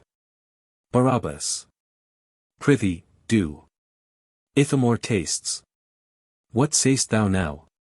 Ithamore. Troth, master, I'm loath such a pot of pottage should be spoiled.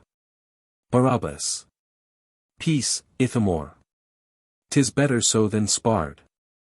Puts the powder into the pot. Assure thyself thou shalt have broth by the eye. My purse, my coffer, and myself is thine. Ithamore. Well, master, I go. Barabas. Stay, first let me stir it, Ithamore. As fatal be it to her as the draught, of which great Alexander drunk, and died. And with her let it work like Borgia's wine, whereof his sire the Pope was poisoned. In few, the blood of Hydra, Lerna's bane, the juice of Heban and Cocytus' breath, and all the poisons of the Stygian pool, break from the fiery kingdom, and in this vomit your venom, and envenom her. That, like a fiend, hath left her father thus. Ithamore. What a blessing has he given't! Was ever pot of rice porridge so sauced? Aside, what shall I do with it? Barabas. O my sweet Ithamore, go set it down. And come again so soon as thou hast done. For I have other business for thee. Ithamore. Here's a drench to poison a whole stable of Flanders. Mares, I'll carry to the nuns with a powder. Barabas. And the horse pestilence to boot, away. Ithamore. I am gone. Pay me my wages, for my work is done. Exit with the pot. Barabas. I'll pay thee with a vengeance, Ithamore. Exit. Enter Ferneze, Martin del Bosco, Knights, and Basso. Ferneze. Welcome, great Basso, how fares Calamath? What wind drives you thus into Malta road? Basso. The wind that bloweth all the world besides. Desire of gold. Ferneze. Desire of gold, great sir. That's to be gotten in the western Ind. In Malta are no golden minerals. Basso. To you of Malta thus saith Calamath. The time you took for respite is at hand. For the performance of your promise past. And for the tribute money I am sent. Ferneze. Basso, in brief, shalt have no tribute here. Nor shall the heathens live upon our spoil. First will we raise the city walls ourselves. Lay waste the island, hew the temples down. And, shipping off our goods to Sicily. Open an entrance for the wasteful sea.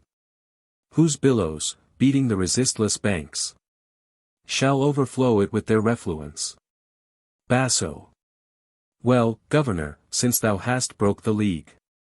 By flat denial of the promised tribute. Talk not of raising down your city walls. You shall not need trouble yourselves so far. For Selim Calamath shall come himself. And with brass bullets batter down your towers.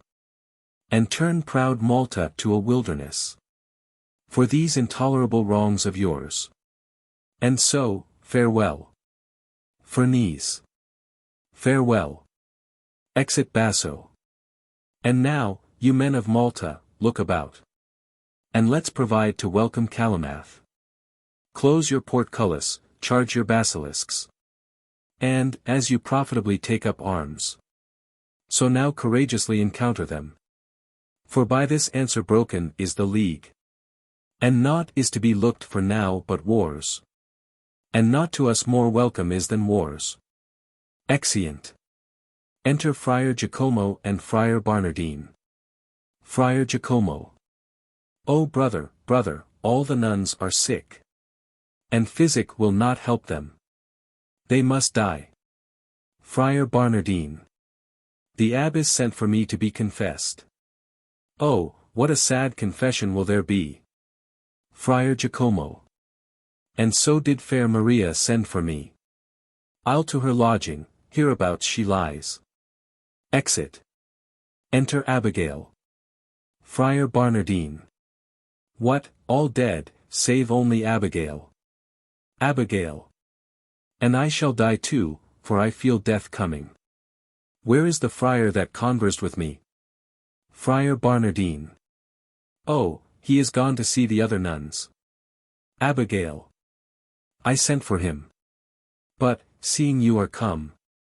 Be you my ghostly father, and first know. That in this house I lived religiously. Chaste, and devout, much sorrowing for my sins. But, ere I came. Friar Barnardine. What then? Abigail. I did offend high heaven so grievously. As I am almost desperate for my sins. And one offense torments me more than all. You knew Mathias and Don Lodowick? Friar Barnardine. Yes, what of them? Abigail. My father did contract me to them both. First to Don Lodowick, him I never loved. Mathias was the man that I held dear. And for his sake did I become a nun. Friar Barnardine. So, say how was their end? Abigail. Both, jealous of my love, envied each other. And by my father's practice, which is there. Gives writing. Set down at large, the gallants were both slain. Friar Barnardine. Oh, monstrous villainy. Abigail. To work my peace, this I confess to thee. Reveal it not, for then my father dies. Friar Barnardine. Know that confession must not be revealed. The canon law forbids it, and the priest that makes it known, being degraded first, shall be condemned, and then sent to the fire.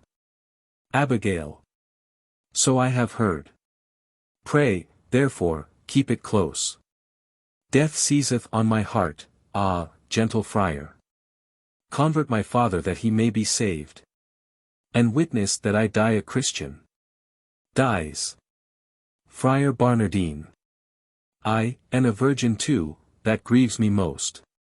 But I must to the Jew, and exclaim on him. And make him stand in fear of me. Re-enter Friar Giacomo. Friar Giacomo. O brother, all the nuns are dead. Let's bury them. Friar Barnardine. First help to bury this. Then go with me. And help me to exclaim against the Jew. Friar Giacomo. Why, what has he done? Friar Barnardine. A thing that makes me tremble to unfold. Friar Giacomo. What, has he crucified a child? Friar Barnardine. No, but a worse thing, 'twas told me in shrift. Thou know'st, 'tis death, and if it be revealed. Come, let's away. Exeunt. Act 4. Enter Barabas and Ithamore. Bells within. Barabas. There is no music to a Christian's knell. How sweet the bells ring, now the nuns are dead. That sound at other times like tinkers' pans. I was afraid the poison had not wrought. Or, though it wrought, it would have done no good. For every year they swell, and yet they live. Now all are dead, not one remains alive. Ithamore. That's brave, master, but think you it will not be known? Barabas. How can it, if we two be secret? Ithamore. For my part, fear you not. Barabas. I'd cut thy throat, if I did. Ithamore. And reason too. But here's a royal monastery hard by. Good master, let me poison all the monks. Barabas. Thou shalt not need, for, now the nuns are dead. They'll die with grief. Ithamore. Do you not sorrow for your daughter's death? Barabas. No, but I grieve because she lived so long. An Hebrew born, and would become a Christian. Caso, diabolo. Ithamore. Look, look, master, here come two religious caterpillars. Enter Friar Giacomo and Friar Barnardine. Barabas. I smelt 'em ere they came. Ithamore. God a mercy, knows. Come, let's be gone. Friar Barnardine. Stay, wicked Jew, repent, I say, and stay. Friar Giacomo. Thou hast offended, therefore must be damned. Barabas. I fear they know we sent the poisoned broth. Ithamore. And so do I, master, therefore speak fair. Friar Barnardine. Barabas, thou hast. Friar Giacomo. I, that thou hast. Barabas. True, I have money, what though I have? Friar Barnardine. Thou art a. Friar Giacomo. I, that thou art a. Barabas. What needs all this? I know I am a Jew. Friar Barnardine. Thy daughter. Friar Giacomo.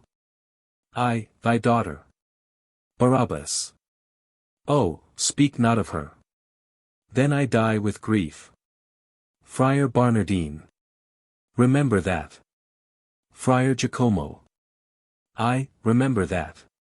Barabas. I must needs say that I have been a great usurer. Friar Barnardine. Thou hast committed. Barabas. Fornication, but that was in another country. And besides, the wench is dead. Friar Barnardine. I, but, Barabas. Remember Mathias and Don Lodowick. Barabas. Why, what of them? Friar Barnardine. I will not say that by a forged challenge they met. Barabas. She has confessed, and we are both undone. My bosom inmate. But I must dissemble. Aside to Ithamore. O holy friars, the burden of my sins lie heavy on my soul. Then, pray you, tell me. Is not too late now to turn Christian?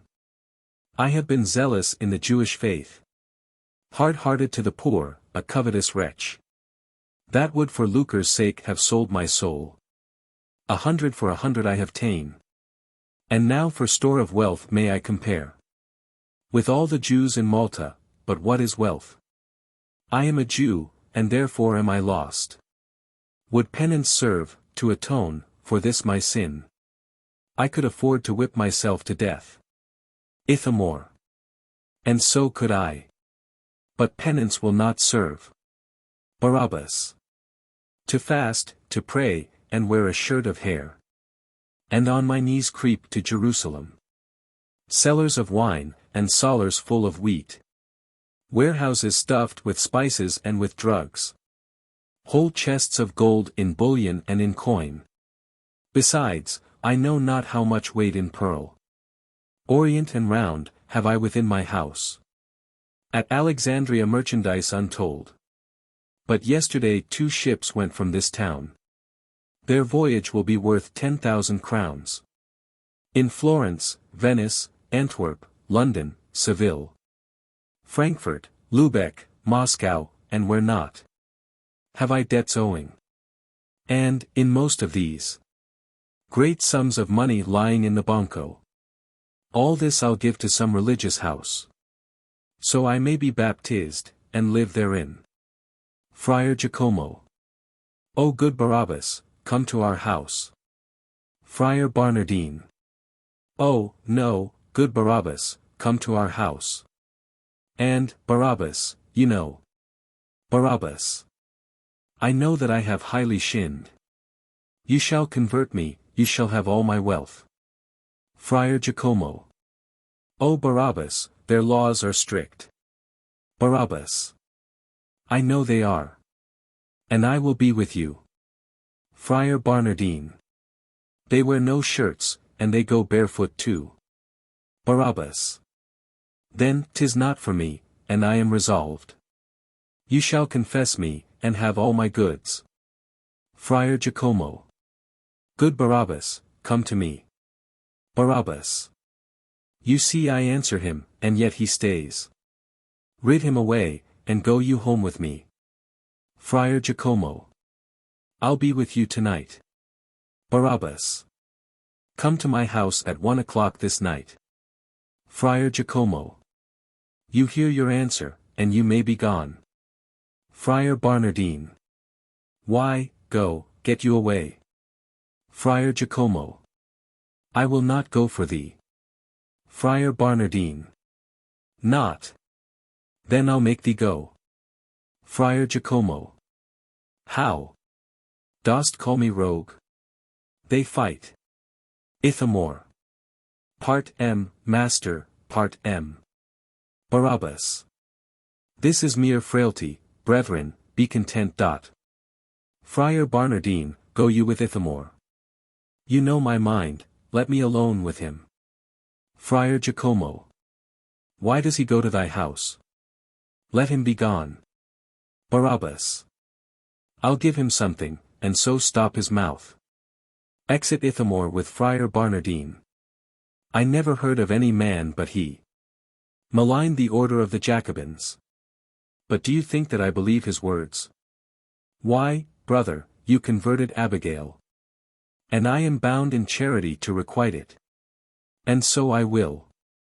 O Giacomo, fail not, but come. Friar Giacomo. But, Barabas, who shall be your godfathers? For presently you shall be shrived. Barabas. Mary, the Turk shall be one of my godfathers. But not a word to any of your convent. Friar Giacomo. I warrant thee, Barabas. Exit. Barabas. So, now the fear is past, and I am safe. For he that shrived her is within my house. What, if I murdered him ere Giacomo comes? Now I have such a plot for both their lives, as never Jew nor Christian knew the like. One turned my daughter, therefore he shall die. The other knows enough to have my life. Therefore, 'tis not requisite he should live. But are not both these wise men, to suppose that I will leave my house, my goods, and all, to fast and be well whipped? I'll none of that. Now, Friar Barnardine, I come to you. I'll feast you, lodge you, give you fair words. And, after that, I and my trusty Turk. No more, but so, it must and shall be done. Enter Ithamore. Ithamore, tell me, is the friar asleep? Ithamore. Yes, and I know not what the reason is. Do what I can, he will not strip himself, nor go to bed, but sleeps in his own clothes. I fear me he mistrusts what we intend. Barabas. No. 'Tis an order which the friars use. Yet, if he knew our meanings, could he 'scape? Ithamore. No, none can hear him, cry he ne'er so loud. Barabas. Why, true. Therefore did I place him there. The other chambers open towards the street. Ithamore. You loiter, master, wherefore stay we thus? Oh, how I long to see him shake his heels.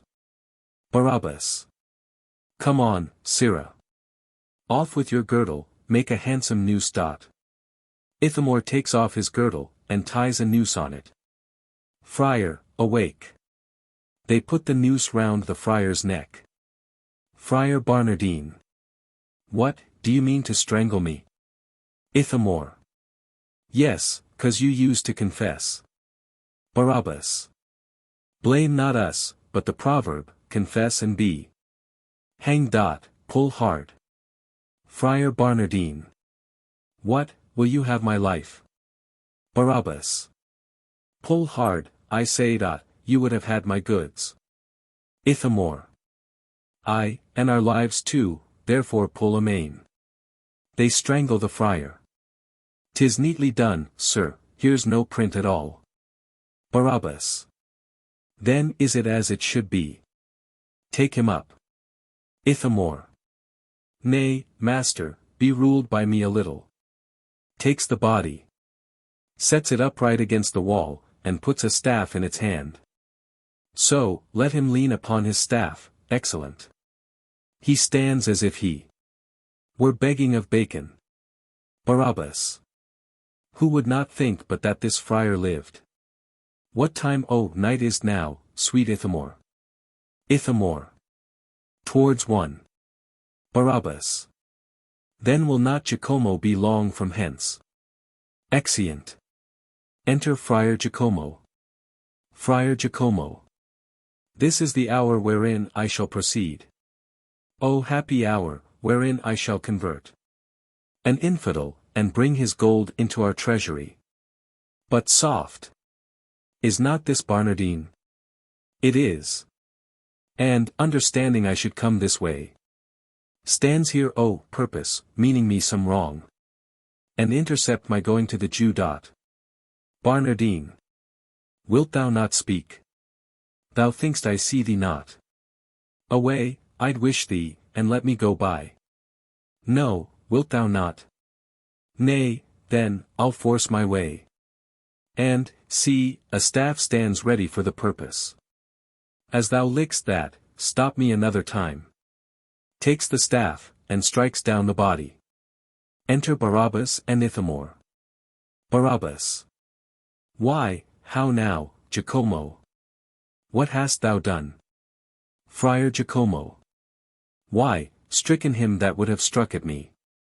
Barabas. Who is it? Barnardine. Now, out, alas, he is slain. Ithamore. Aye, master, he's slain. Look how his brains drop out. On's nose. Friar Giacomo. Good sirs, I have done't, but nobody knows it but you too, I may escape. Barabas. So might my man and I hang with you for company. Ithamore. No, let us bear him to the magistrates. Friar Giacomo. Good Barabas, let me go. Barabas. No, pardon me. The law must have his course. I must be forked to give in evidence. That, being important by this Barnardine. To be a Christian, I shut him out. And there he sate, now I, to keep my word. And give my goods and substance to your house. Was up thus early, with intent to go. Unto your friary, because you stayed. Ithamore. Fie upon M. Master, will you turn Christian, when holy friars turn devils and murder one another? Barabas. No, for this example I'll remain a Jew. Heaven bless me. What, a friar a murderer? When shall you see a Jew commit the like? Ithamore. Why, a Turk could ha done no more. Barabas. Tomorrow is the sessions, you shall to it. Come, Ithamore, let's help to take him hence. Friar Giacomo. Villains, I am a sacred person. Touch me not. Barabas. The law shall touch you, we'll but lead you, we. Loss, I could weep at your calamity. Take in the staff too, for that must be shown. Law wills that each particular be known. Exeunt. Enter Bellamira and Pelioborza. Bellamira. Pelioborza, didst thou meet with Ithamore? Pelioborza. I did. Bellamira. And didst thou deliver my letter? Pelioborza. I did. Bellamira. And what thinkest thou? Will he come? Pelioborza. I think so, and yet I cannot tell. For, at the reading of the letter, he looked like a man of another world. Bellamira. Why so? Pelioborza. That such a base slave as he should be saluted by such a tall man as I am, from such a beautiful dame as you. Bellamira. And what said he? Pelioborza. Not a wise word, only gave me a nod, as who should say, is it even so, and so I left him, being driven to a nonplus at the critical aspect of my terrible countenance. Bellamira. And where didst meet him? Pelioborza. Upon mine own freehold, within 40 foot of the gallows, conning his neck verse, I take it, looking of a friar's execution. Whom I saluted with an old hempen proverb.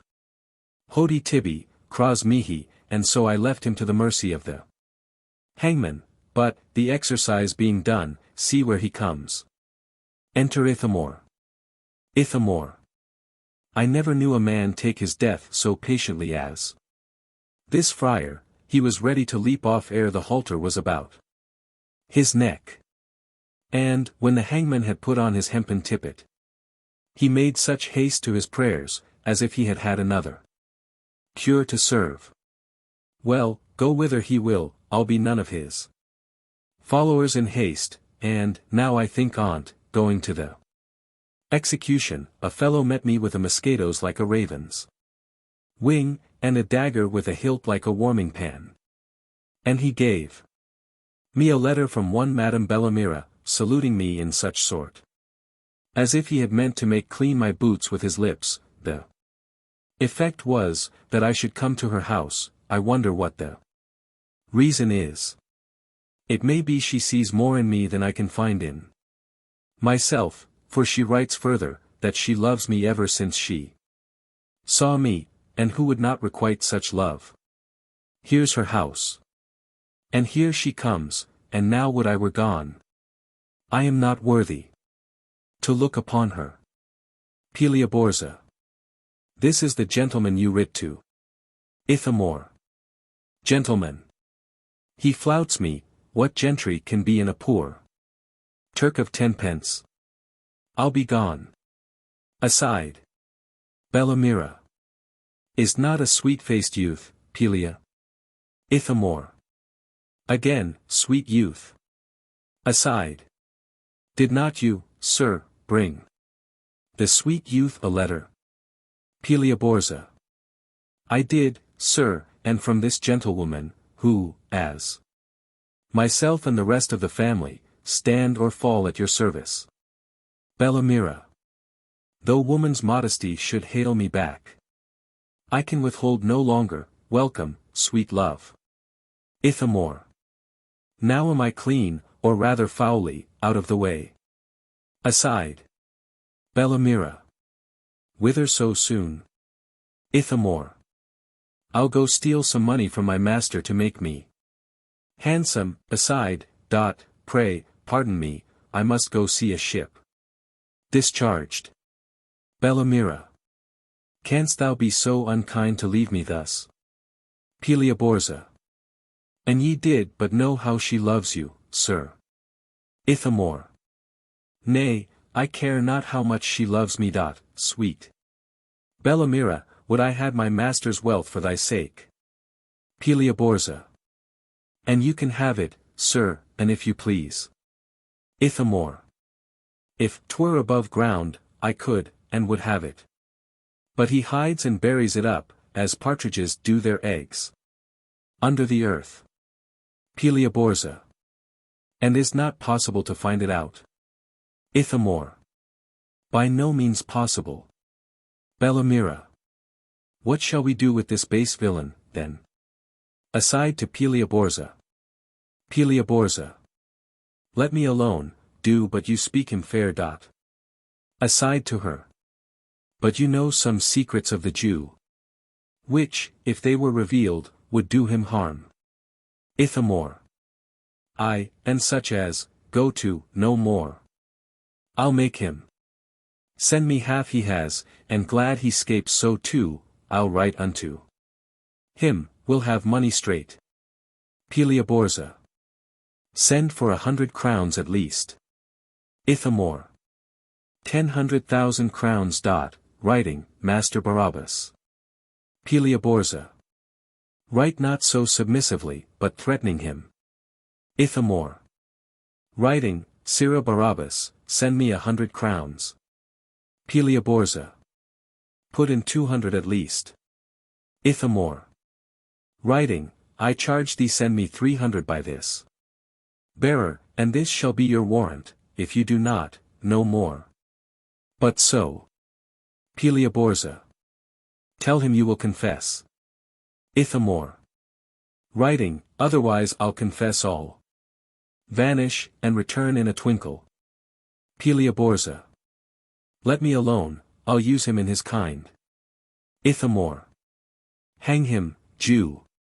Exit Pelioborza with the letter. Bellamira. Now, gentle Ithamore, lie in my lap. Where are my maids? Provide a cunning banquet. Send to the merchant, bid him bring me silks. Shall Ithamore, my love, go in such rags? Ithamore. And bid the jeweler come hither too. Bellamira. I have no husband, sweet, I'll marry thee. Ithamore. Content, but we will leave this paltry land, and sail from hence to Greece, to lovely Greece. I'll be thy Jason, thou my golden fleece. Where painted carpets o'er the meads are hurled, and Bacchus vineyards overspread the world. Where woods and forests go in goodly green. I'll be Adonis, thou shalt be love's queen. The meads, the orchards, and the primrose lanes, instead of sedge and reed, bear sugar canes. Thou in those groves, by Dis above, shalt live with me, and be my love. Bellamira. Whither will I not go with gentle Ithamore? Re-enter Pelioborza. Ithamore. How now? Hast thou the gold? Pelioborza. Yes. Ithamore. But came it freely? Did the cow give down her milk? Freely. Pelioborza. At reading of the letter, he stared and stamped, and turned aside. I took him by the beard, and looked upon him thus, told him he were best to send it, then he hugged and embraced me. Ithamore. Rather for fear than love. Peliaborza. Then, like a Jew, he laughed and jeered, and told me he loved me for your sake, and said what a faithful servant you had been. Ithamore. The more villain he to keep me thus, here's goodly.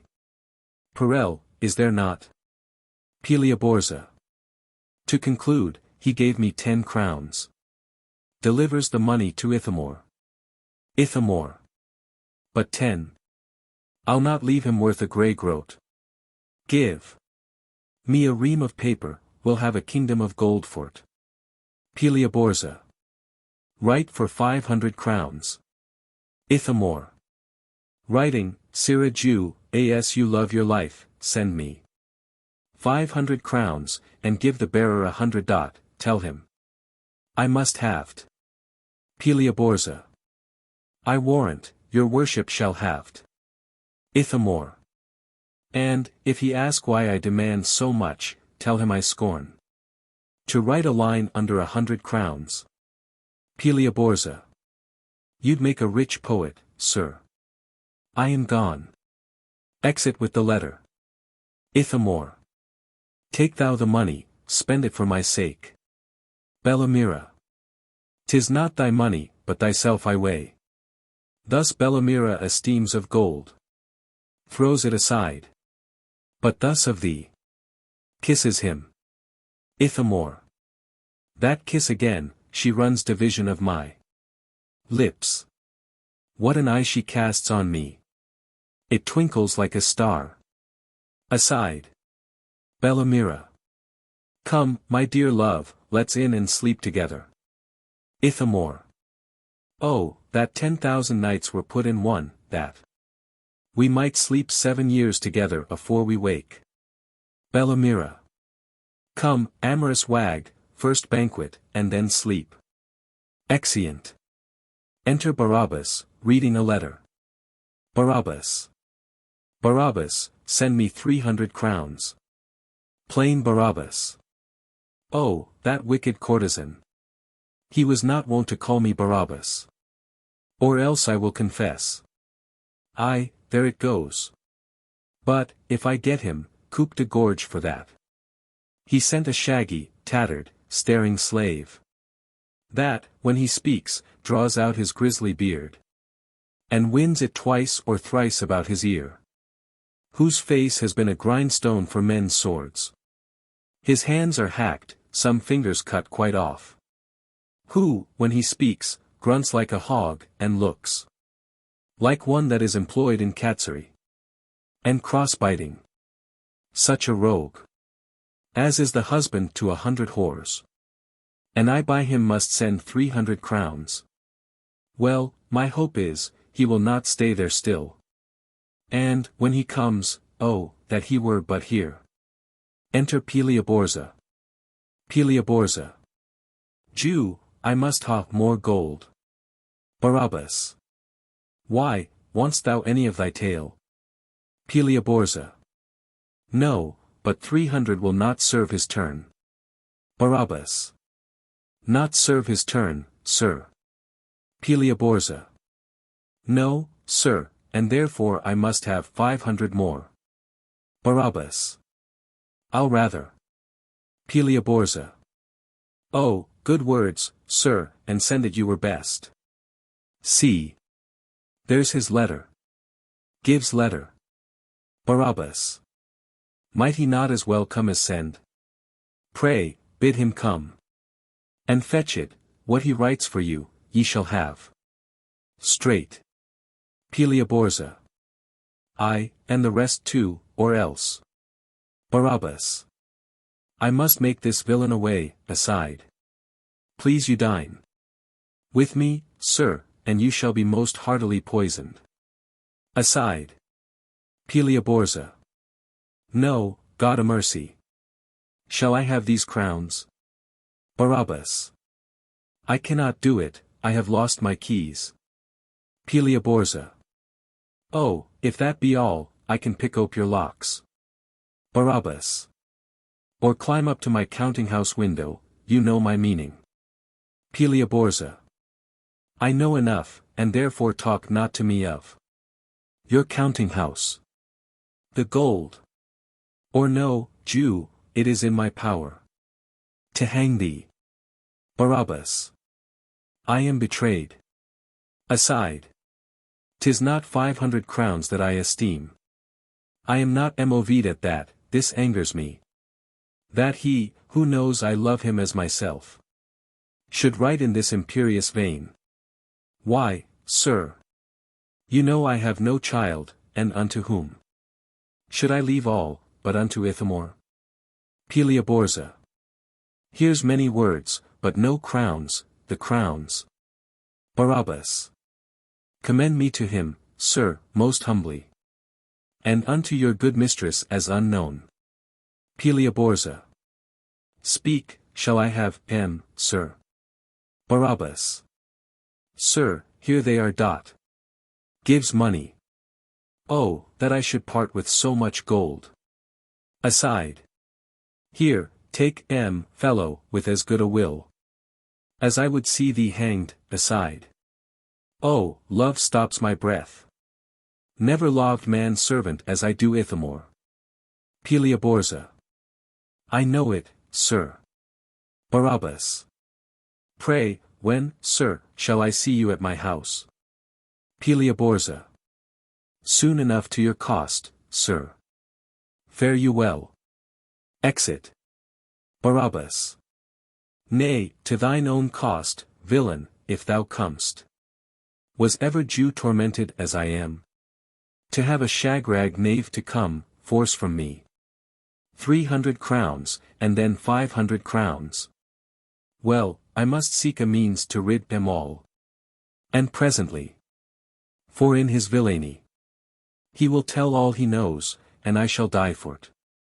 I have it. I will in some disguise go see the slave. And how the villain revels with my gold. Exit. Enter Bellamira, Ithamore, and Peliaborza. Bellamira. I'll pledge thee, love, and therefore drink it off. Ithamore. Say'st thou me so? Have at it. And do you hear?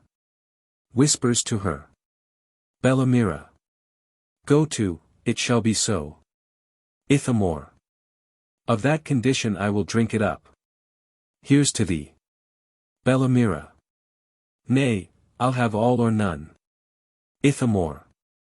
There, if thou lovest me, do not leave a drop. Bellamira. Love thee. Fill me 3 glasses.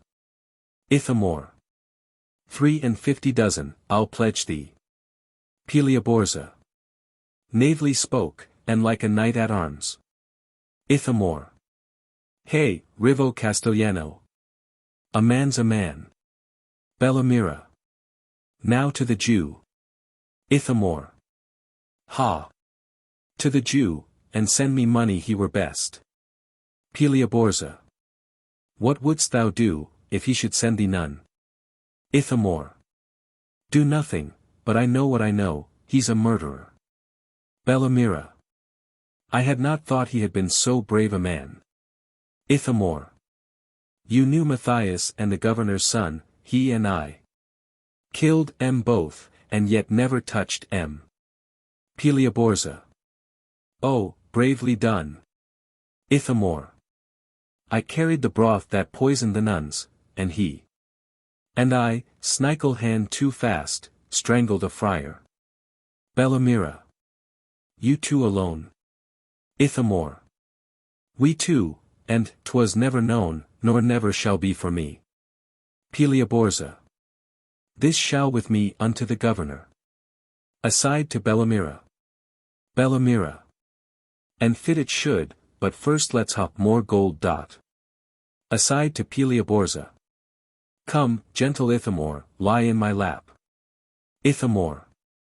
Love me little, love me long, let music rumble. Whilst I in thy inconny lap do tumble.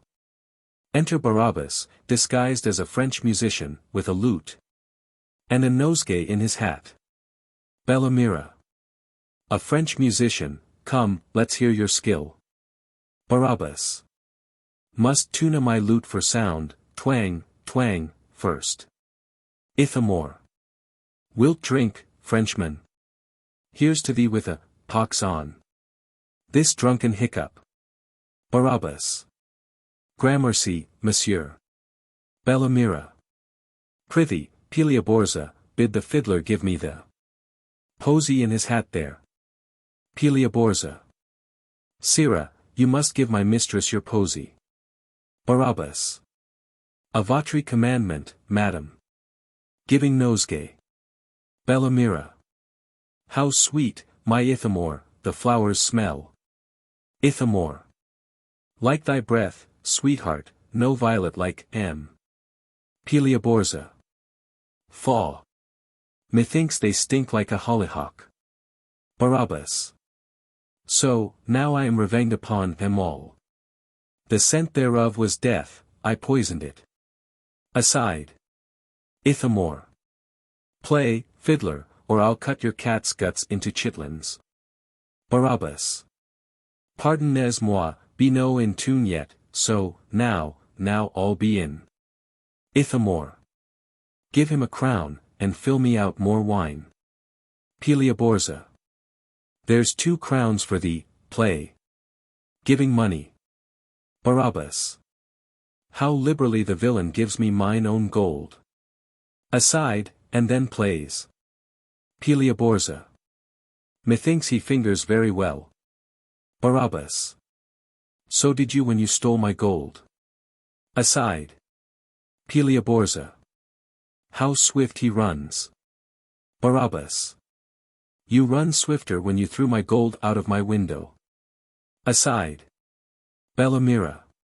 Musician, hast been in Malta long? Barabas. 2, 3, 4 month, madam. Ithamore. Dost not know a Jew, one Barabas? Barabas. Very much, monsieur, you know be his man. Peliaborza. His man. Ithamore. I scorn the peasant, tell him so. Barabas. He knows it already. Aside. Ithamore. 'Tis a strange thing of that Jew, he lives upon pickled grasshoppers and sauced mushrooms. Barabas.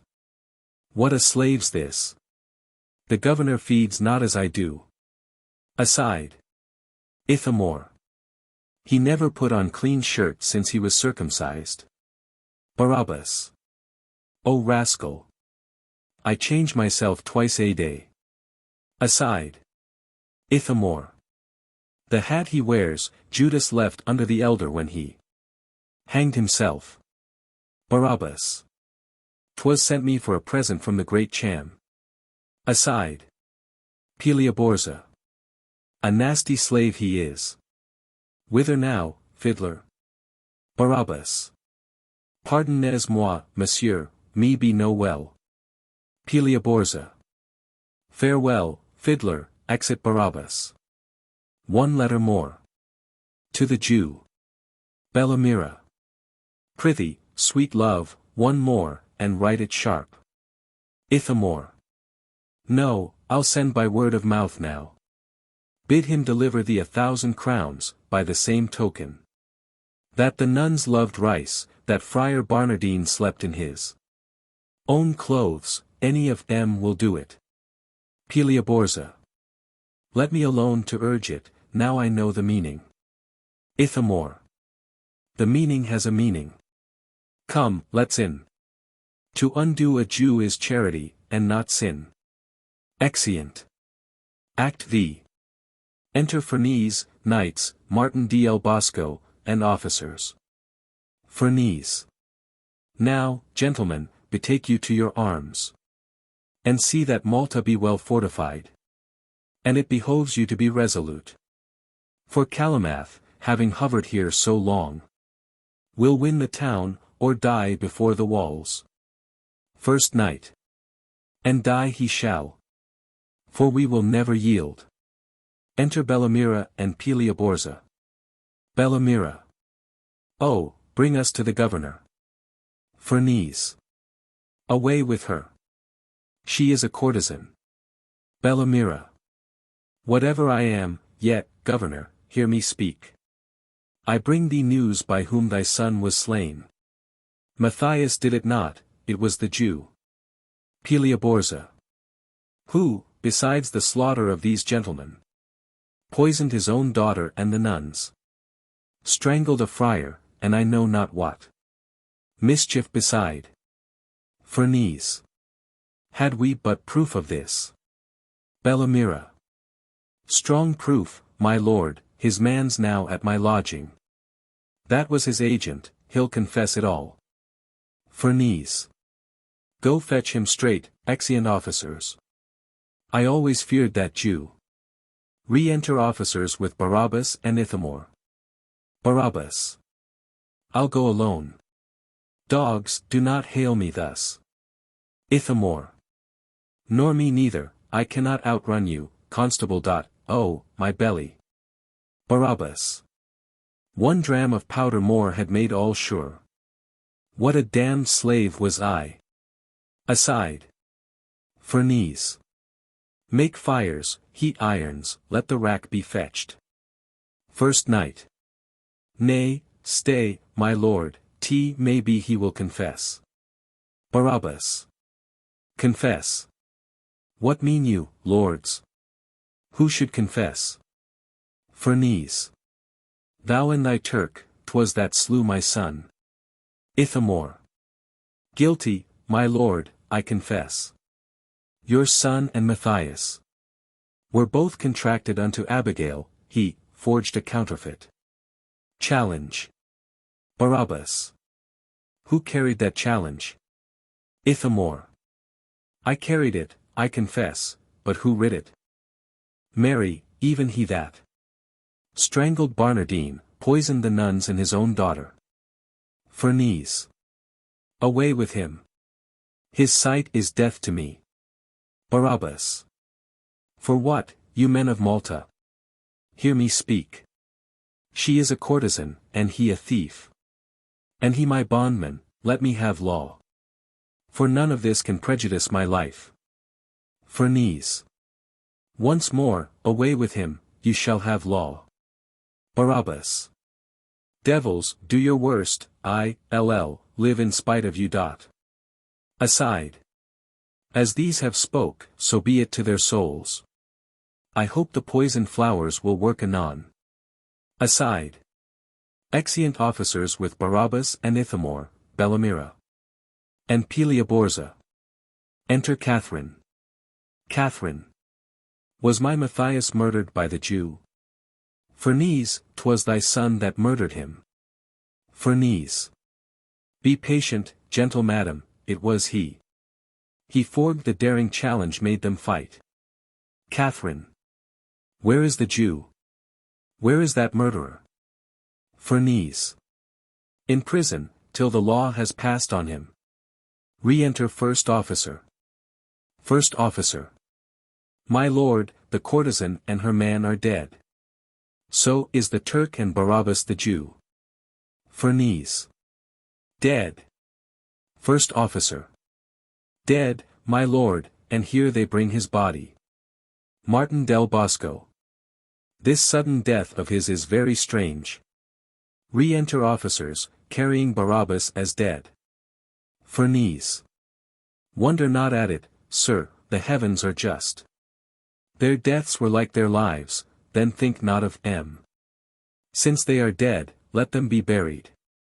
For the Jew's body, throw that o'er the walls. To be a prey for vultures and wild beasts. So, now away and fortify the town.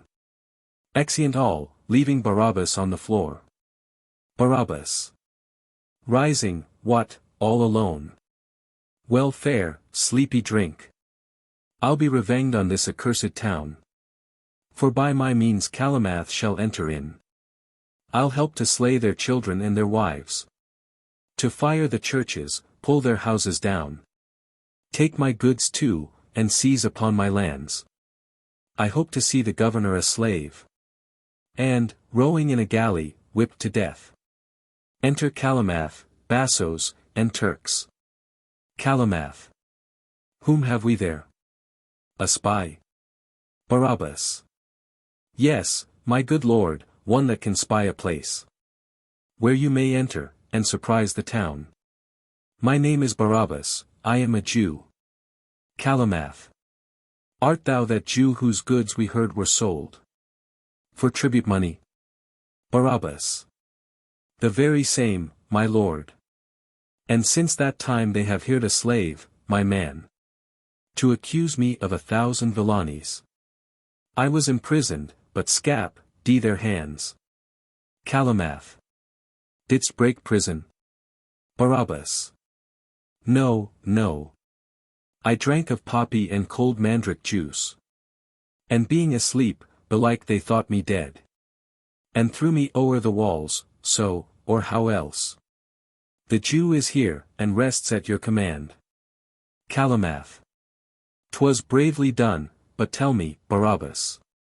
Canst thou, as thou report'st, make Malta ours? Barabas.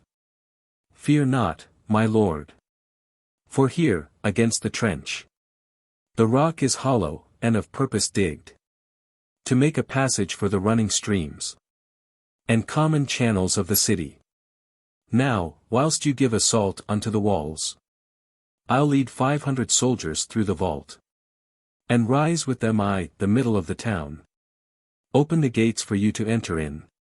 And by this means the city is your own. Calamath. If this be true, I'll make thee governor. Barabas. And, if it be not true, then let me die. Calamath. Thou'st doomed thyself. Assault it presently. Exeunt. Alarums within. Enter Calamath, bassoes, Turks, and Barabas, with Ferneze and knights prisoners. Calamath. Now veil your pride, you captive Christians, and kneel for mercy to your conquering foe. Now where's the hope you had of haughty Spain? Ferneze, speak. Had it not been much better to keep thy promise than be thus surpriest? Ferneze. What should I say? We are captives, and must yield. Calamath. Aye, villains, you must yield, and under Turkish yokes shall groaning bear the burden of our ire. And, Barabas, as erst we promised thee, for thy desert we make thee governor. Use them at thy discretion. Barabas. Thanks, my lord. Ferneze. O fatal day, to fall into the hands of such a traitor and unhallowed Jew! What greater misery could heaven inflict? Calamath. 'Tis our command, and, Barabas, we give. To guard thy person, these our Janissaries. Entreat them well, as we have used thee. And now, brave bassoes, come, we'll walk about the ruined town, and see the wreck we made. Farewell, brave Jew, farewell, great Barabas. Barabas. May all good fortune follow Calamath. Exeunt Calamath and bassoes. And now, as entrance to our safety, to prison with the governor and these captains, his consorts and confederates. Ferneze. O villain! Heaven will be revenged on thee. Barabas. Away! No more, let him not trouble me. Exeunt Turks with Ferneze and knights. Thus hast thou gotten, by thy policy, no simple place, no small authority. I now am governor of Malta, true. But Malta hates me, and, in hating me, my life's in danger. And what boots it thee, poor Barabas, to be the governor, when as thy life shall be at their command? No, Barabas, this must be looked into. And, since by wrong thou gotst authority, maintain it bravely by firm policy. At least, unprofitably lose it not. For he that liveth in authority, and neither gets him friends nor fills his bags, lives like the ass that Aesop speaketh of, that labours with a load of bread and wine, and leaves it off to snap on thistle-tops. But Barabas will be more circumspect. Begin betimes, occasions bald behind. Slip not thine opportunity, for fear too late. Thou seek'st for much, but canst not compass it. Within here. Enter Ferneze, with a guard. Ferneze. My lord. Barabas. I, Lord, thus slaves will learn. Now, governor, stand by there, wait within. Exeunt guard. This is the reason that I sent for thee. Thou sayest thy life and Malta's happiness are at my arbitrament. And Barabas at his discretion may dispose of both. Now tell me, governor, and plainly too, what thinkst thou shall become of it and thee? Ferneze. This, Barabas. Since things are in thy power, I see no reason but of Malta's wreck. Nor hope of thee but extreme cruelty. Nor fear I death, nor will I flatter thee. Barabas. Governor, good words, be not so furious. 'Tis not thy life which can avail me aught. Yet you do live, and live for me you shall. And as for Malta's ruin, think you not 'twere slender policy for Barabas to dispossess himself of such a place? For sith, as once you said, within this isle, in Malta here, that I have got my goods, and in this city still have had success, and now at length am grown your governor. Yourselves shall see it shall not be forgot. For, as a friend not known but in distress, I'll rear up Malta, now remediless. Ferneze. Will Barabas recover Malta's loss? Will Barabas be good to Christians? Barabas. What wilt thou give me, governor, to procure a dissolution of the slavish bands, wherein the Turk hath yocked your land in you? What will you give me if I render you the life of Calamath, surprise his men, and in an outhouse of the city shut his soldiers, till I have consumed them all with fire? What will you give him that procureth this? Ferneze. Do but bring this to pass which thou pretendest. Deal truly with us as thou intimatest. And I will send amongst the citizens, and by my letters privately procure great sums of money for thy recompense. Nay, more, do this, and live thou governor still. Barabas. Nay, do thou this, Ferneze, and be free. Governor, I enlarge thee, live with me. Go walk about the city, see thy friends. Tush, send not letters to M. Go thyself. And let me see what money thou canst make. Here is my hand that I'll set Malta free. And thus we cast it, to a solemn feast. I will invite young Selim Calamath. Where be thou present, only to perform one stratagem that I'll impart to thee, wherein no danger shall betide thy life. And I will warrant Malta free for ever. Ferneze. Here is my hand, believe me, Barabas. I will be there, and do as thou desirest. When is the time? Barabas. Governor, presently. For Calamath, when he hath viewed the town, will take his leave, and sail toward Ottoman. Ferneze. Then will I, Barabas, about this coin, and bring it with me to thee in the evening. Barabas. Do so, but fail not. Now farewell, Ferneze. Exit Ferneze. And thus far roundly goes the business. Thus, loving neither, will I live with both, making a profit of my policy. And he from whom my most advantage comes shall be my friend. This is the life we Jews are us to lead. And reason too, for Christians do the like. Well, now about effecting this device.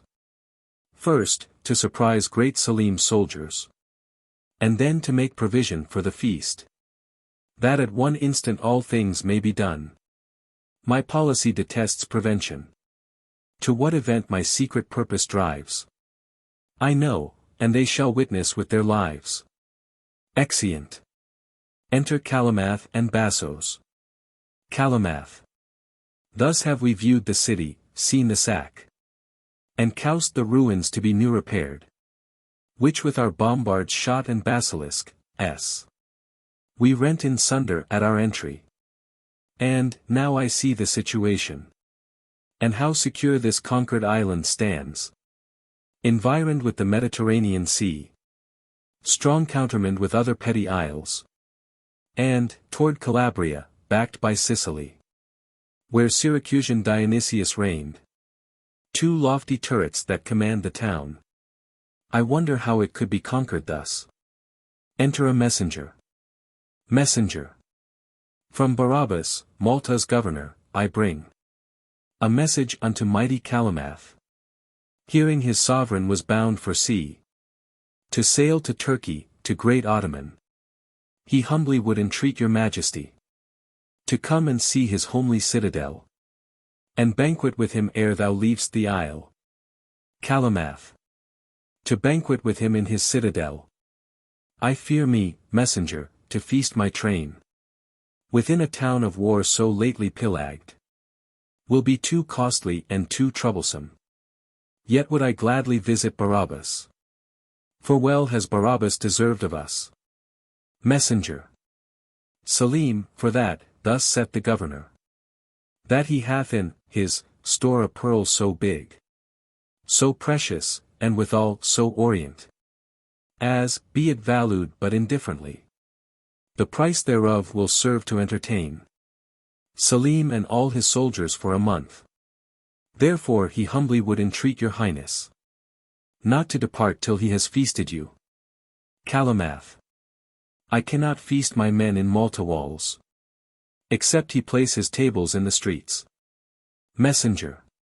Know, Salim, that there is a monastery, which standeth as an outhouse to the town. There will he banquet them, but thee at home, with all thy bassoes and brave followers. Calamath. Well, tell the governor we grant his suit. Will in this summer evening feast with him. Messenger. I shall, my lord. Exit. Calamath. And now, bold bassoes, let us to our tents, and meditate how we may grace us best to solemnize our governor's great feast. Exeunt. Enter Ferneze, knights, and Martin del Bosco. Ferneze. In this, my countrymen, be ruled by me. Have special care that no man sally forth, till you shall hear a culverin discharged, by him that bears the linstock, kindled thus. Then issue out and come to rescue me, for happily I shall be in distress, or you released of this servitude. First Night. Rather than thus to live as Turkish thralls, what will we not adventure? Ferneze. On, then, be gone. Knights. Farewell, grave governor. Exeunt, on one side, knights and Martin del Bosco. On the other, Ferneze. Enter, above, Barabas, with a hammer, very busy. And carpenters. Barabas. How stand the cords? How hang these hinges? Fast. Are all the cranes and pulleys sure? First carpenter. All fast. Barabas. Leave nothing loose, all levelled to my mind. Why, now I see that you have art, indeed. There, carpenters, divide that gold amongst you. Giving money. Go, swill in bowls of sack and muscadine. Down to the cellar, taste of all my wines. First carpenter. We shall, my lord, and thank you. Exeunt carpenters. Barabas. And, if you like them, drink your fill and die. For, so I live, perish may all the world. Now, Salim Calamath, return me word that thou wilt come, and I am satisfied. Enter messenger. Now, Sirrah, what, will he come? Messenger. He will. And has commanded all his men to come ashore, and march through Malta streets, that thou mayst feast them in thy citadel. Barabas. Then now are all things as my wish would have them. There wanteth nothing but the governor's pelf. And see, he brings it. Enter Ferneze. Now, governor, the sum. Ferneze. With free consent, 100,000 pounds. Barabas. Pound say'st thou, governor? Well, since it is no more, I'll satisfy myself with that. Nay, keep it still. For, if I keep not promise, trust not me. And, governor, now partake my policy. First, for his army, they are sent before. Entered the monastery, and underneath. In several places are field pieces pitched. Bombards, whole barrels full of gunpowder. That on the sudden shall dissever it. And batter all the stones about their ears. Whence none can possibly escape alive. Now, as for Calamath and his consorts. Here have I made a dainty gallery. The floor whereof, this cable being cut, doth fall asunder. So that it doth sink into a deep pit past recovery. Here, hold that knife, and, when thou sayest he comes, throws down a knife. And with his bassoes shall be blithely set. A warning piece shall be shot off from the tower. To give thee knowledge when to cut the cord. And fire the house. Say, will not this be brave? Ferneze. Oh, excellent. Here, hold thee, Barabas. I trust thy word, take what I promised thee. Barabas. No, governor, I'll satisfy thee first. Thou shalt not live in doubt of anything. Stand close, for here they come. Ferneze retires. Why, is not this a kingly kind of trade, to purchase towns by treachery, and sell them by deceit? Now tell me, worldlings, underneath the sun, if greater falsehood ever has been done. Enter Calamath and bassoes. Calamath. Come, my companion bassoes, see, I pray, how busy Barabas is there above, to entertain us in his gallery. Let us salute him. Save thee, Barabas. Barabas. Welcome, great Calamath. Ferneze. How the slave jeers at him. Aside. Barabas. Wilt please thee, mighty Selim Calamath, to ascend our homely stairs? Calamath. I, Barabas.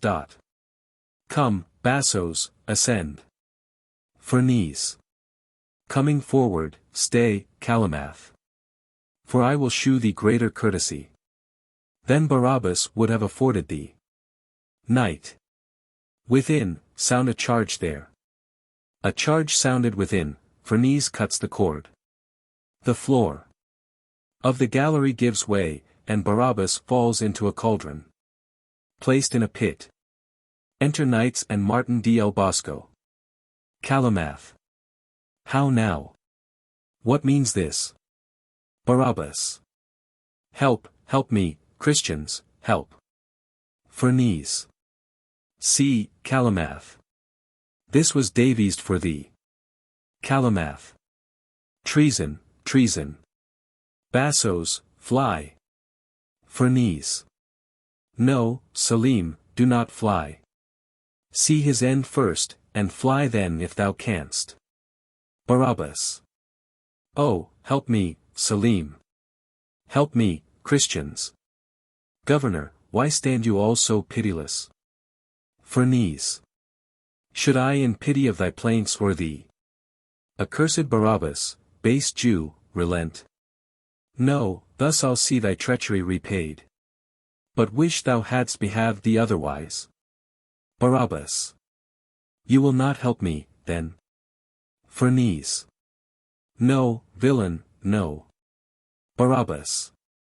And, villains, no, you cannot help me now.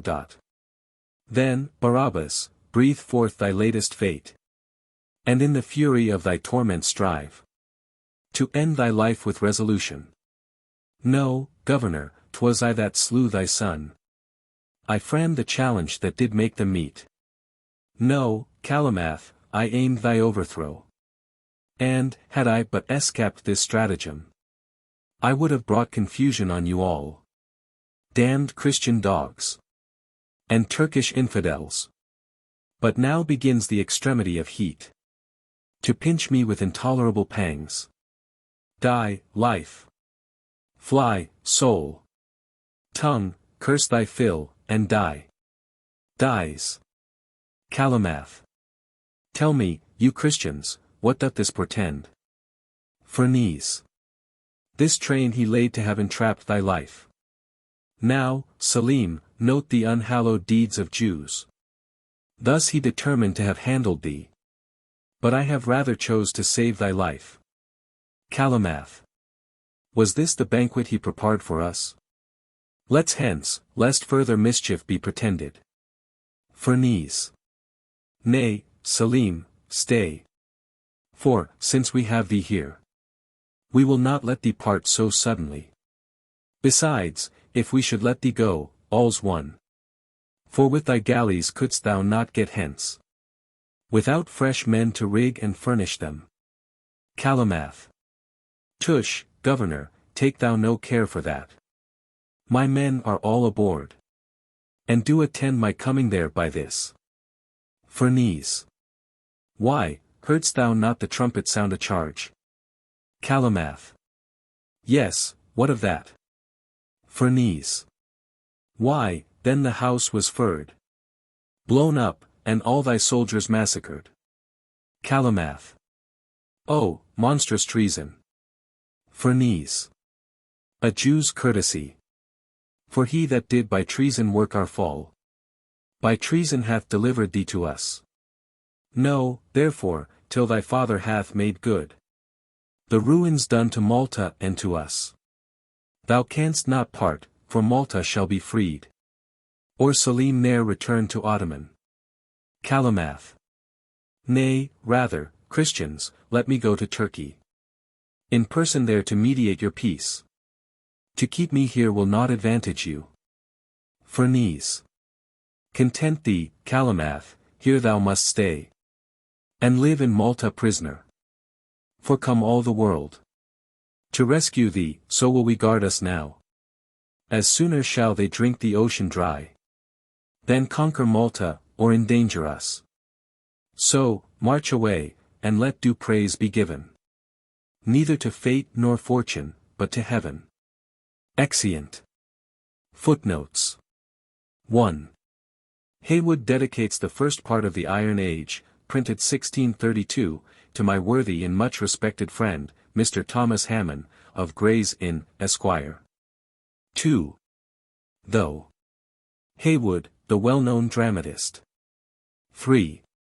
Censures, i.e. judgments. 4.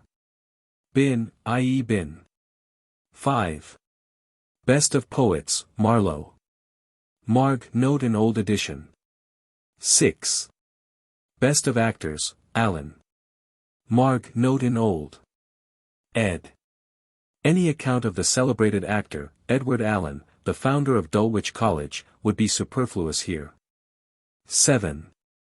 In Hero and Leander, and the meaning is, the one, Marlowe, gained a lasting memory by being the author of Hero and Leander, while the other, Allen, won the attribute of peerless by playing the parts of Tamburlaine, the Jew of Malta, and the passage happens to be mispointed in the Old Ed. Thus, in Hero and Leander, one did gain a lasting memory, in Tamburlaine.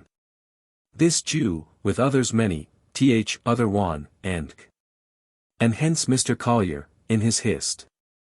of an Dram. Poet. 3. 114 understood the words. In Tamburlaine. This Jew, with others many.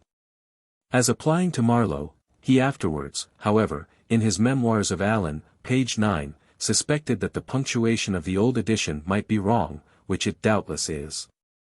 8. Him, Perkins. Marg. Note in Old Edition, this was Richard Perkins, one of the performers belonging to the Cockpit Theatre in Drury Lane. His name is printed among those who acted in Hannibal and Scipio by Nabs, The Wedding by Shirley, and The Fair Maid of the West by Haywood. After the playhouses were shut up on account of the confusion arising from the civil wars, Perkins and Sumner, who belonged to the same house, lived together at Clerkenwell, where they died and were buried. They both died some years before the Restoration. See the Dialogue on Plays and Players, Dodsley's Old Plays, 1, Cly, last edition. Read, Apud Dodsley's O.P. Perkins acted a prominent part in Webster's White Devil, when it was first brought on the stage, perhaps Bracciano, for Burbage, who was celebrated in Bracciano. Does not appear to have played it originally in a notice to the reader at the end of that tragedy. Webster says. In particular I must remember the well-approved industry of my friend Master Perkins, and confess the worth of his action did crown both the beginning and end. About 1622-3 Perkins belonged to the Red Bull Theatre. About 1637 he joined the company at Salisbury Court. See Webster's Works, note, page 51, edition Dice, 1857. 9. Prize was played. This expression, so frequent in our early writers, is properly applied to fencing. See Stevens's note on Shakespeare's Merry Wives of Windsor, Act I, Sc. 1. 10. No wagers laid. Wagers as to the comparative merits of rival actors in particular parts were not unfrequent of old, and Collier, Apud Dodsley's O.P. See my edition of Peele's Works, I.X. edition 1829, in Collier's Memoirs of Allen, page 11. 11. The Guise, i.e. the Duke of Guise, who had been the principal contriver and actor in the horrid massacre of St. Bartholomew's Day, 1572.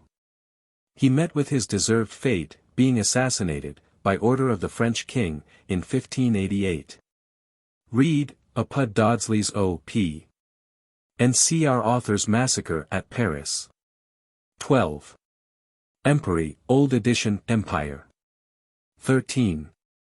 The Dracos, i.e. the severe lawgiver of Athens, whose statutes, said Demades, were not written with ink, but blood. Stevens, Apud Dodsley's O.P. Old Edition, The Drancus. 14. Had, Q.Y. Had but. 15. A lecture here, Q.Y. A lecture to you here. 16. Act 1, the scenes of this play are not marked in the old edition. Nor in the present edition, because occasionally, where the audience were to suppose a change of place, it was impossible to mark them.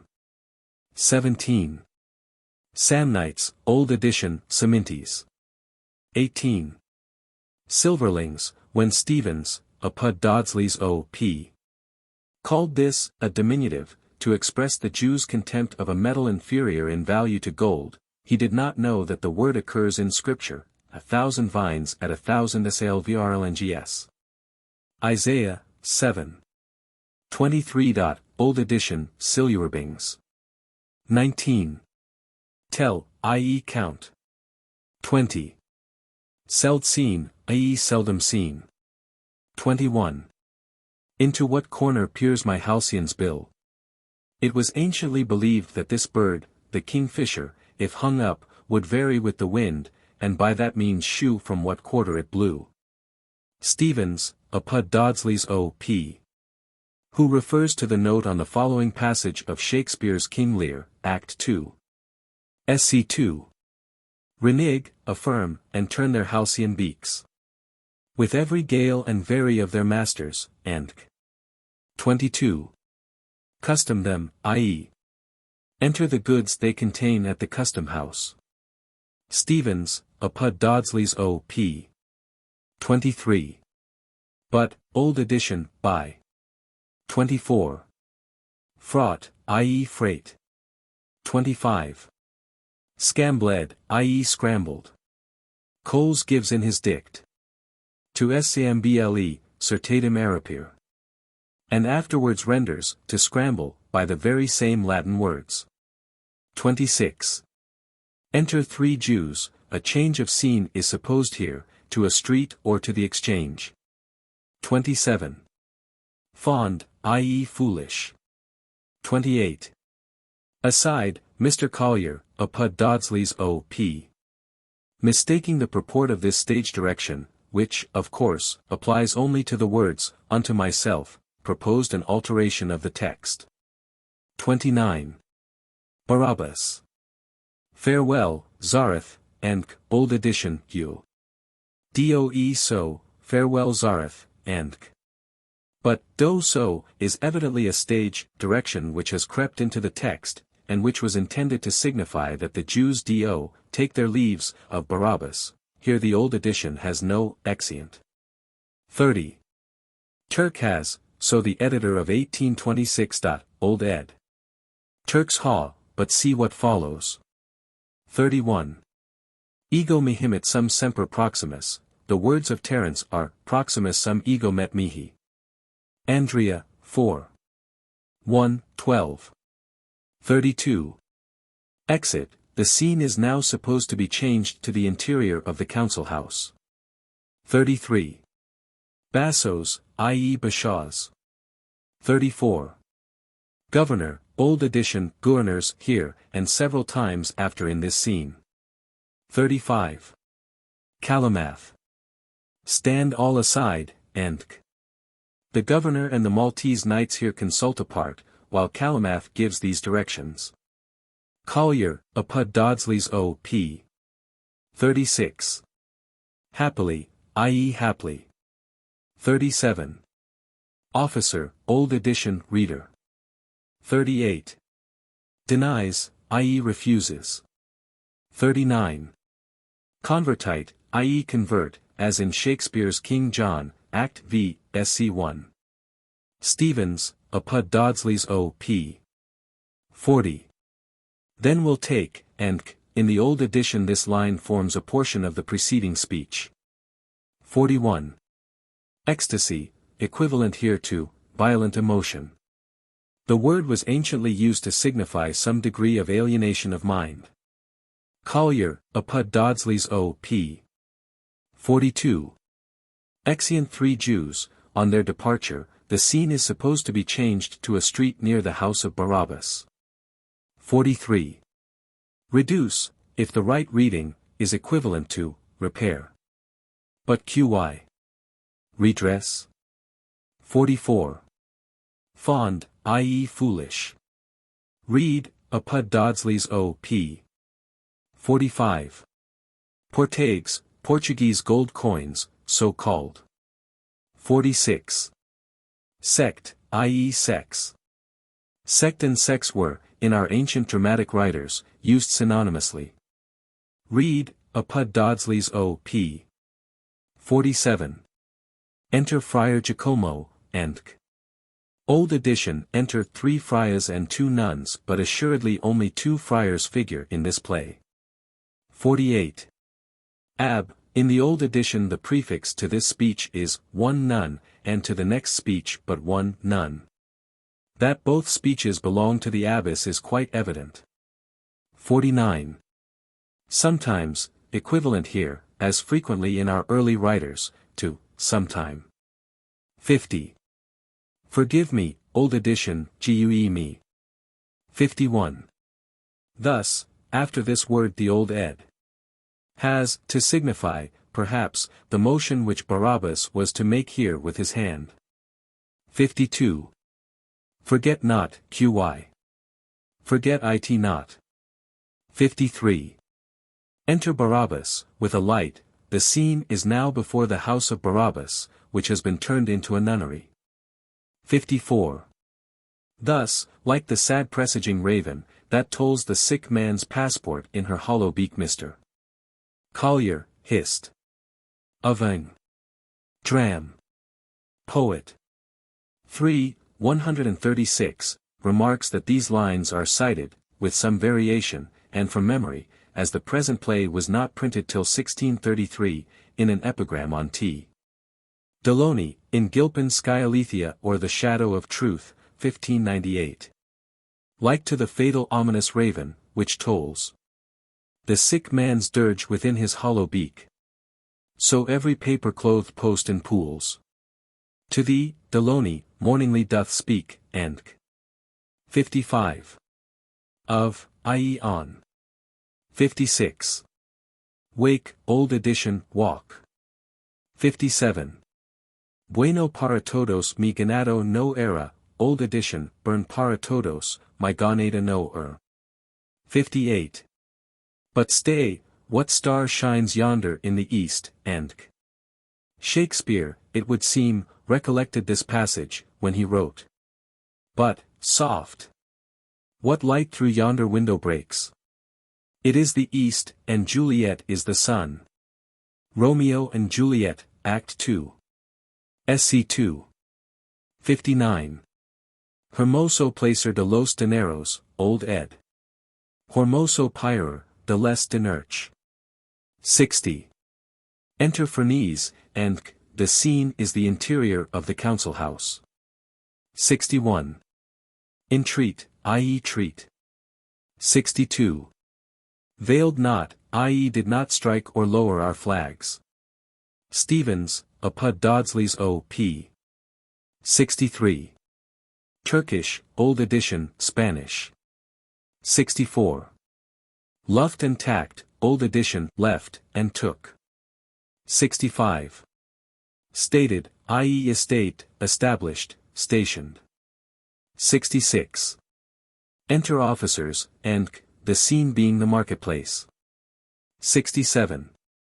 Poor villains, such as were, old edition, such as poor villains were, and 68. Into, i.e. unto, see note, page 15. Note, p. 15, the first part of Tamburlaine the Great. Into, used here, as the word was formerly often used. For unto. 69. City, the preceding editors have not questioned this word, which I believe to be a misprint. 70. Foiled, equals filed, i.e. defiled. 71. I'll have a saying to that nunnery, compare Barnaby Barnes's Divil's Charter, 1607. Before I do this Cyrus, lie there, peace. For I must hew a saying to those bottles. He drinketh. True Stingo, Stingo, by mine honor. I must hew a saying to you, sir, I must, though you be proweded for his Holin's own mouth, I will be bold to be the Pope's taster by his low. Sig K3. 72. Plates, i.e. pieces of silver money. Stevens, apud Dodsley's O.P. Old edition, Platts. 73. Slave, to the speeches of this slave the old edition prefixes, itha, and, ith, confounding him with Ithamore. 74. Lady Vanity, so Johnson in his Fox, Act 2. SC 3. Get you a cittern, Lady Vanity. And be a dealer with the virtuous man, and in his devil is an ass, Act I, SC 1. Satan. What vice? Pug. Why, any, fraud. Or covetousness, or Lady Vanity. Or old iniquity. 75. Catherine, old edition, Mater. The name of Mathias's mother was, as we afterwards learn, Catherine. 76. Stay, i.e. forbear, break off our conversation. 77. Was, qy, was but. 78. Oh, brave, master, the modern editors strike out the comma after brave, understanding that word as an epithet to master, but compare what Ithamore says to Barabas in Act 4, that's brave, master, page 165, first Colonel. 79. Your nose, an allusion to the large artificial nose, with which Barabas was represented on the stage. See the passage cited from W. Rowley's Search for Money, 1609, in the account of Marlowe and his writings. 80. Your, i.e. use, practice. 81. A good, i.e. in good earnest. Tout de bon. Read, apud Dodsley's O.P. 82. Enter Lodowick, a change of scene supposed here, to the outside of Barabas's house. 83. Vow love to him, old Ed. Vow TOLOUE him, but compare, in Barabas's next speech but one, and she vows love to him, and 84. Made sure, i.e. affianced. 85. Ludovico, Old Edition, Lodowick. In Act 3. We have. I fear she knows, 'tis so, of my device. In Don Mathias and Lodovico's deaths, page 162, section Colonel. 86. Happily, i.e. haply. 87. Unsoiled, perhaps we ought to read unfoiled, consistently with what Barabas said of her before under the figure of a jewel. The diamond that I talk of ne'er was foil. Collier, apud Dodsley's O.P. But see that passage, p. 155. Section Colonel, and note. i.e. note 70. 88. Cross, i.e. piece of money, many coins being marked with a cross on one side, 89. Thou, Old Edition, the. 90. Resolved, i.e. satisfied. Gilchrist, apud Dodsley's O.P. 91.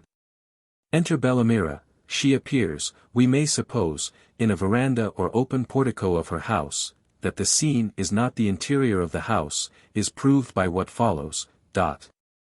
92. Enter Mathias. Mathias. This is the place, and the scene is some part of the town, as Barabas appears, above, in the balcony of a house.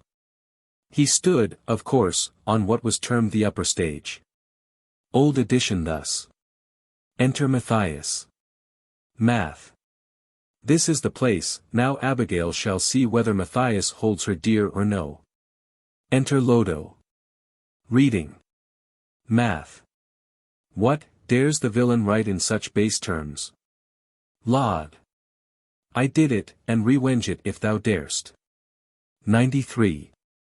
Lodovico, Old Edition, Lodowick. See note, page 158. i.e. note 85. 94. Tall, i.e. bold, brave. 95. What sight is this, i.e. what a sight is this? Our early writers often omit the article in such exclamations. Compare Shakespeare's Julius Caesar, Act I, sc.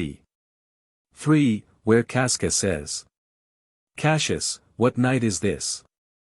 After which words the modern editors improperly retain the interrogation point of the first folio. 96. Lodovico, Old Edition, Lodowick. 97. These arms of mine shall be thy sepulchre, so in Shakespeare's third part of King Henry VI, Act 2. Sc. 5, the father says to the dead son whom he has killed in battle. These arms of mine shall be thy winding sheet. My heart, sweet boy, shall be thy sepulchre. Lines, let me add, not to be found in the true tragedy of Richard Duke of York, on which Shakespeare formed that play. 98. Catherine, Old Edition, Katrina. 99. Enter Ithamore, the scene a room in the house of Barabas. 100. Held in hand, i.e. kept in expectation, having their hopes flattered. 101. Bottle-nosed, see note, page 157. i.e. note 79. 102. Jacques, Old Ed. Eins. 103. Sire, Old Edition, Sin, which, modernized to Sin, the editors retain, among many other equally obvious errors of the old copy. 104. As, Old Edition, and 105. Enter Barabas, the scene is still within the house of Barabas, but some time is supposed to have elapsed since the preceding conference between Abigail and Friar Giacomo. 106. Pretendeth, equivalent to portendeth. As in our author's first book of Lucan, and which, ever pretendeth ill, and 107. Self, old edition, life, the compositors I having caught, life, in the preceding line, dot. 108. Less, old edition, least. 109. Well said, see note, page 69. Note, page 69, the second part of Tamburlaine the Great. Well said, equivalent to, well done. As appears from innumerable passages of our early writers, c. 4. Instances, my ed. Of Beaumont and Fletcher's Works, Volume 1. 328, Volume 2. 445, Volume 8. 254. 110. The proverb says, and a proverb as old as Chaucer's time, see the Squire's Tale, v. 10916, edition Tyrwhitt. 111. Batten, i.e. fatten. 112. Pot, old edition, plot. 113.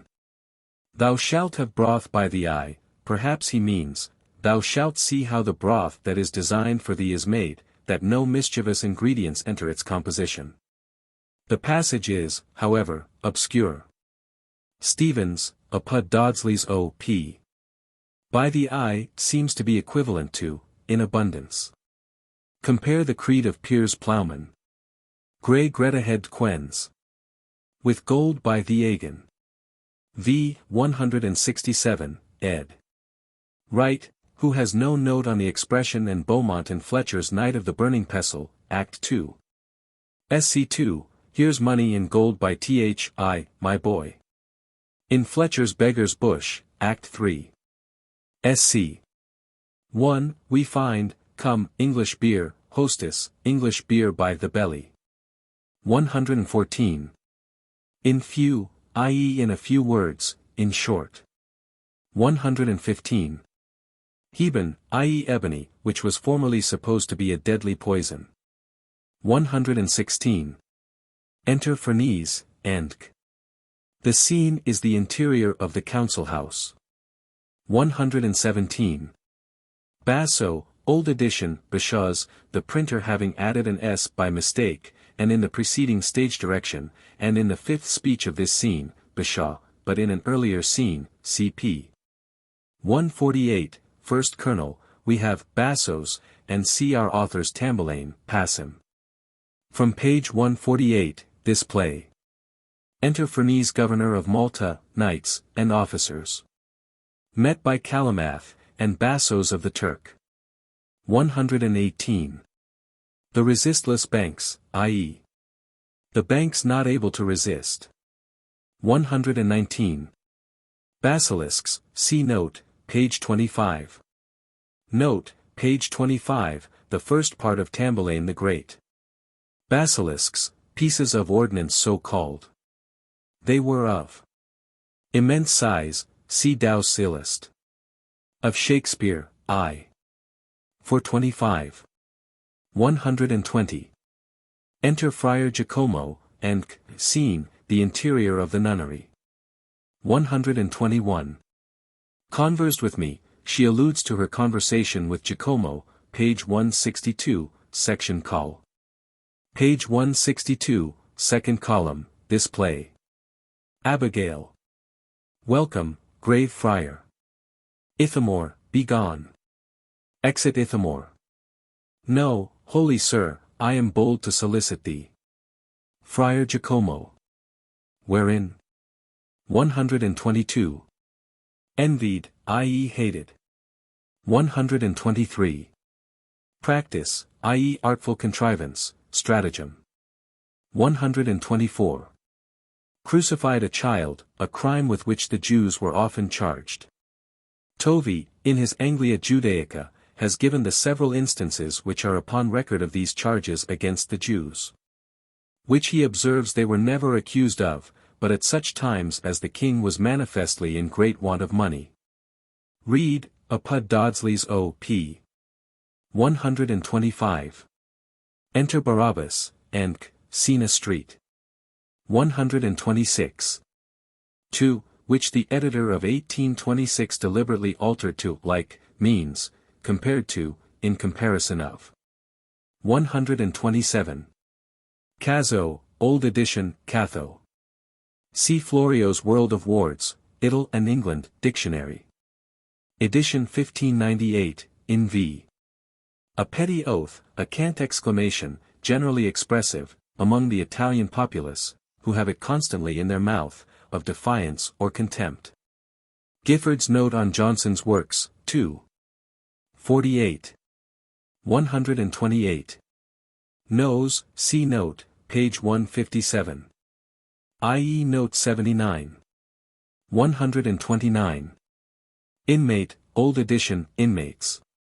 130.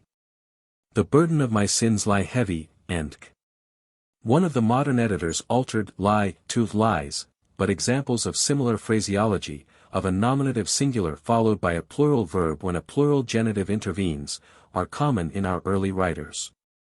See notes on Beaumont and Fletcher's works, Volume 5, 7, 94, Volume 9. 185, Edition Dice. 131. Solars, i.e. lofts, garrets. Stevens, Apud Dodsley's O.P. 132. Untold, i.e. uncounted. Old Edition, unsold. 133. Barabas. This is mere frailty, brethren, be content. Friar Barnardine, go you with Ithamore, you know my mind, let me alone with him. Friar Jacomo. Why does he go to thy house? Let him be gone. Old Edition thus. Bar. This is mere frailty, brethren, be content. Friar Barnardine, go you with Ithamore. If you know my mind, let me alone with him, why does he go to thy house, let him be gone. 134. The Turk, meaning Ithamore. Collier, Apud Dodsley's O. P. Compare the last line but one of Barabas's next speech. 135. Convent, i.e. convent. 136. Therefore, 'tis not requisite he should live, lest the reader should suspect that the author wrote. Therefore, 'tis requisite he should not live. I may observe that we have had before, page 152, first kernel. A similar form of expression. It is not necessary I be seen. 137. Fair, see note, page 15. 15, sick. Note, page 13, the first part of Tamburlaine the Great. In fair, and here, fair, is to be considered as a dissyllable, compare, in the fourth act of our authors. Jew of Malta. I'll feast you, lodge you, give you fair words. And, after that, and 138. Shall be done, here a change of scene is supposed, to the interior of Barabas's house. 139. Friar, awake, here, most probably, Barabas drew a curtain, and discovered the sleeping friar. 140. Have, Old Edition, saw. 141. What time, O night is now, sweet Ithamore? Ithamore. Towards one, might be adduced, among other passages, to shew that the modern editors are right when they print in Shakespeare's King John. Act 3. Sc. 3.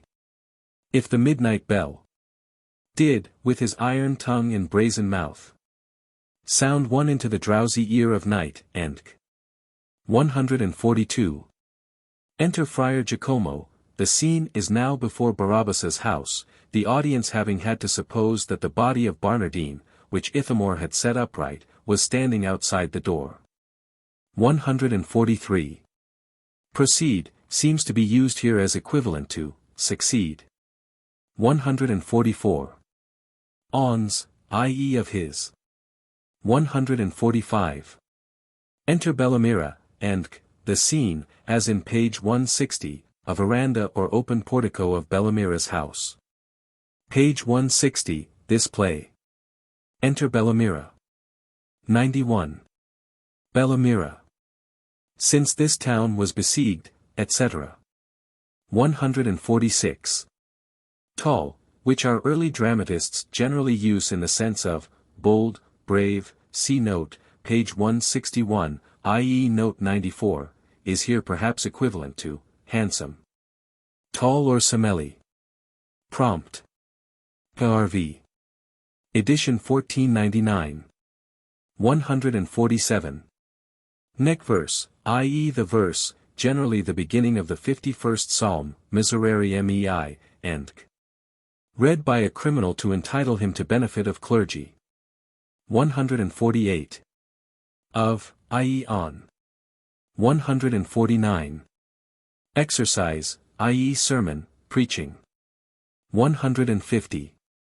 With a mosquitoes, i.e. with a pair of mustachios. The modern editors print with mustachios, and with a mustachios, but compare. My tusks more stiff than are a cat's muschatoes. S. Rowley's noble Spanish soldier, 1634, Sig C. His crow-black machados. The Black Book, Middleton's Works, v. 516, edition Dice. 151. Turk of tenpence, an expression not unfrequently used by our early writers. So Taylor in some verses on Coriat. That if he had a Turk of tenpence been, and Works, page 82, edition 1630. And see note on Middleton's Works, 3. 489, edition Dice. 152. You know, QY. You know, SIR. 153. I'll make him, and, bold Ed. Thus. I'll make him send me half he has, and glad he scapes so too. Pen and inke. I'll write to him, we lo harmony straight.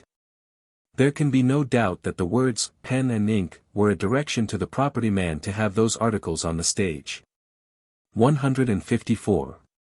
Cunning, i.e. skillfully prepared. Old edition, running. The maids are supposed to hear their mistress' orders within. 155. Shalt live with me, and be my love, a line, slightly varied, of Marlowe's well-known song. In the preceding line, the absurdity of, by dis above, is, of course, intentional. 156. Beard, old edition, stirred. 157. Give me a ream of paper, we'll have a kingdom of gold for't, a quibble. Realm was frequently written ream. And frequently, as the following passages shew, even when the former spelling was given, the L was not sounded. Upon the silure bosom of the strme. First gone fair Themis shake her amber locks.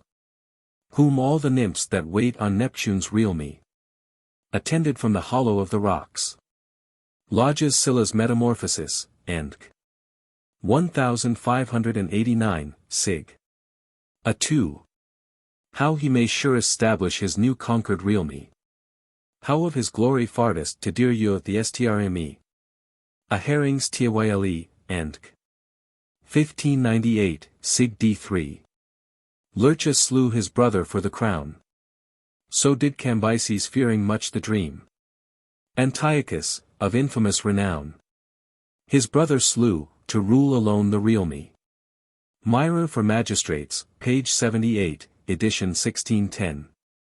158. Run's division, a musical term, of very common occurrence.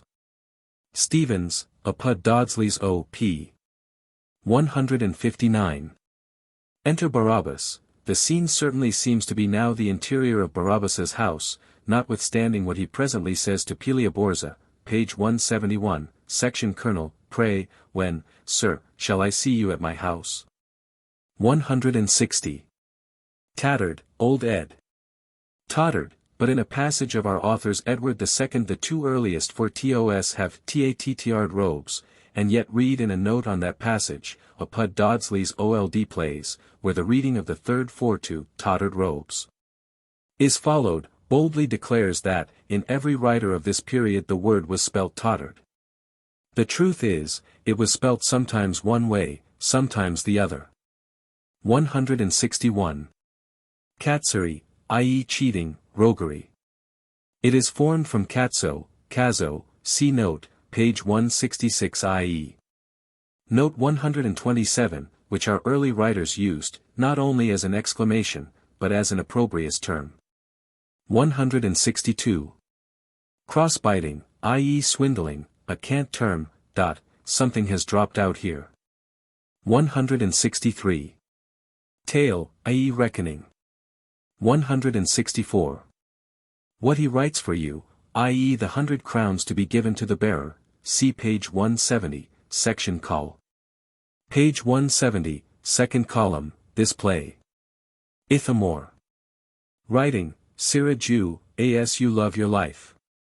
Send me 500 crowns, and give the bearer 100. Tell him I must have't. 165. I should part, qy. I should part. 166. Rid, i.e. dispatch, destroy. 167. Enter Bellamira, and they are supposed to be sitting in a veranda or open portico of Bellamira's house, see note, page 168. I.e. note 145. 168. Of, i.e. on. 169. Bellamira, Old Edition, Pill. 170.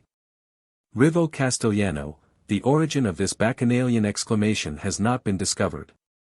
Rivo generally is used alone.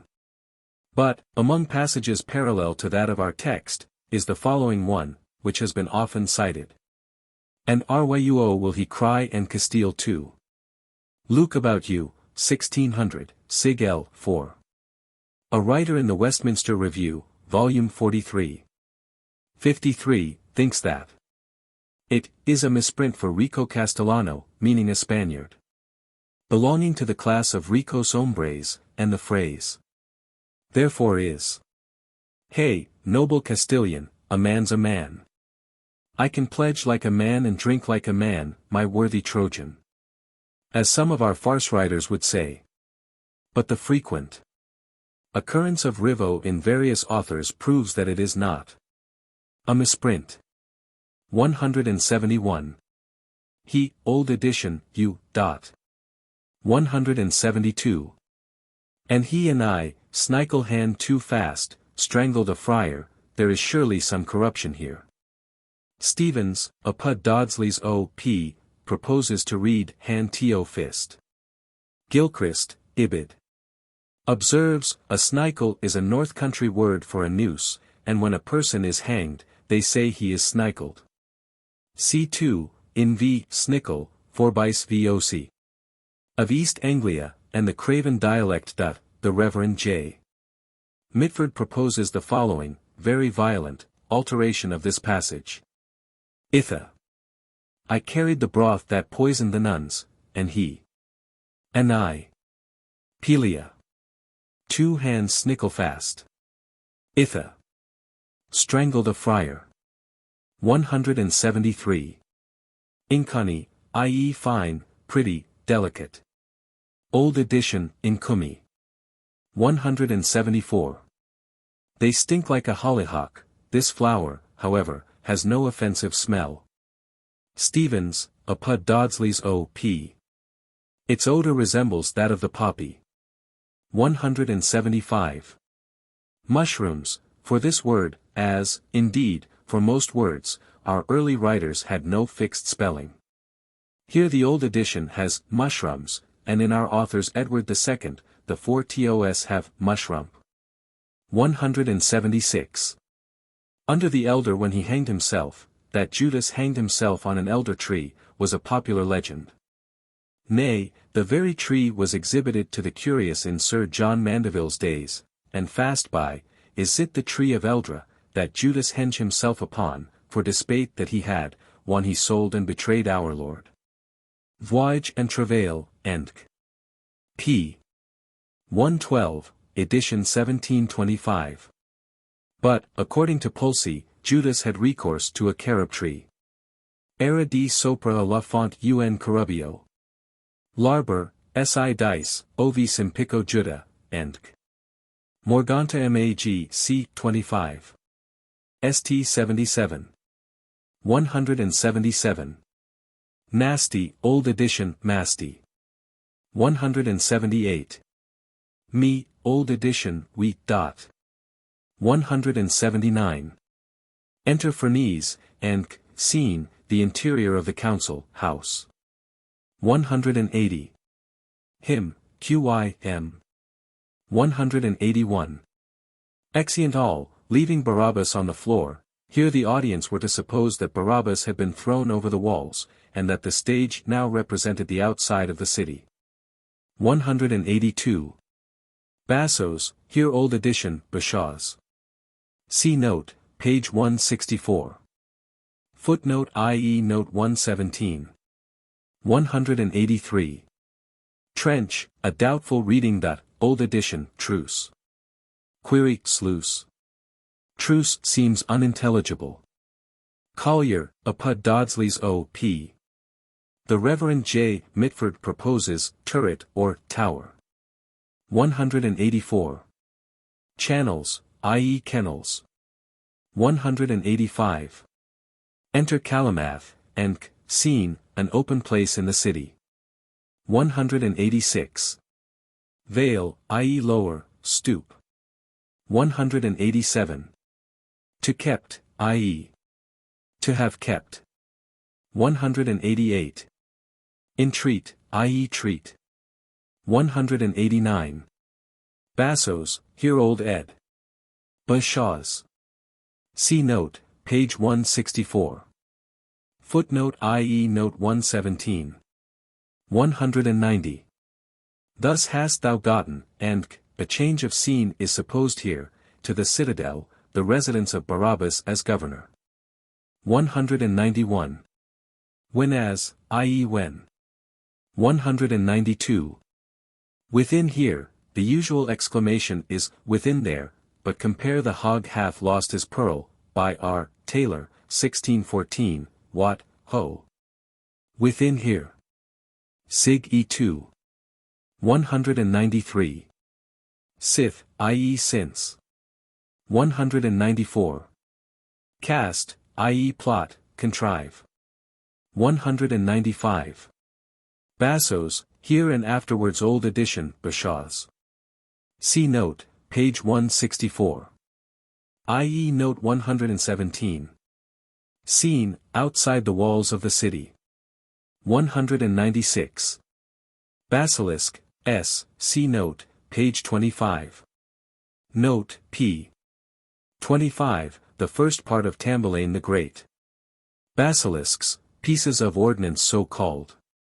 They were of immense size, see Dow's List. Of Shakespeare, I. 425. 197. And, toward Calabria, and c. So the editor of 1826. Old Ed. Thus. And toward Calabria backed by Sicily. Two lofty turrets that command the town. When Syracusan Dionysius reigned. I wonder how it could be conquered thus. 198. Enter Ferneze, and c. Scene, a street. 199. Linstock, i.e. the long match with which cannon are fired. Stevens, apud Dodsley's O.P. 200. Enter, above, and c. Scene, a hall in the citadel, with a gallery. 201. First carpenter, Old Edition here, serve but it gives, carp. As the prefix to the second speech after this. 202. Off, an interpolation perhaps. 203. Sun, Old Edition, summy. 204. Ascend, Old Edition, attend. 205. A charge sounded within, Ferneze cuts the cord. The floor of the gallery gives way, and Barabas falls into a cauldron placed in a pit. Enter Knights and Martin D. El Bosco. Old Edition has merely, a charge, the cable cut, a cauldron discoured. 206. Christian, Old Edition, Christians. 207. Train, i.e. stratagem. 208. Pretended, i.e. intended. 209. Mediate, old edition, meditate. 210. All, old edition, call. Square brackets, the square brackets, i.e. are copied from the printed book, without change, except that the stage directions usually do not have closing brackets. These have been added. Footnotes. For this e-text version of the book, the footnotes have been consolidated at the end of the play. Numbering of the footnotes has been changed, and each footnote is given a unique identity in the form. Changes to the text, character names were expanded. For example, Barabas was Bara, Ferneze was Fern, etc.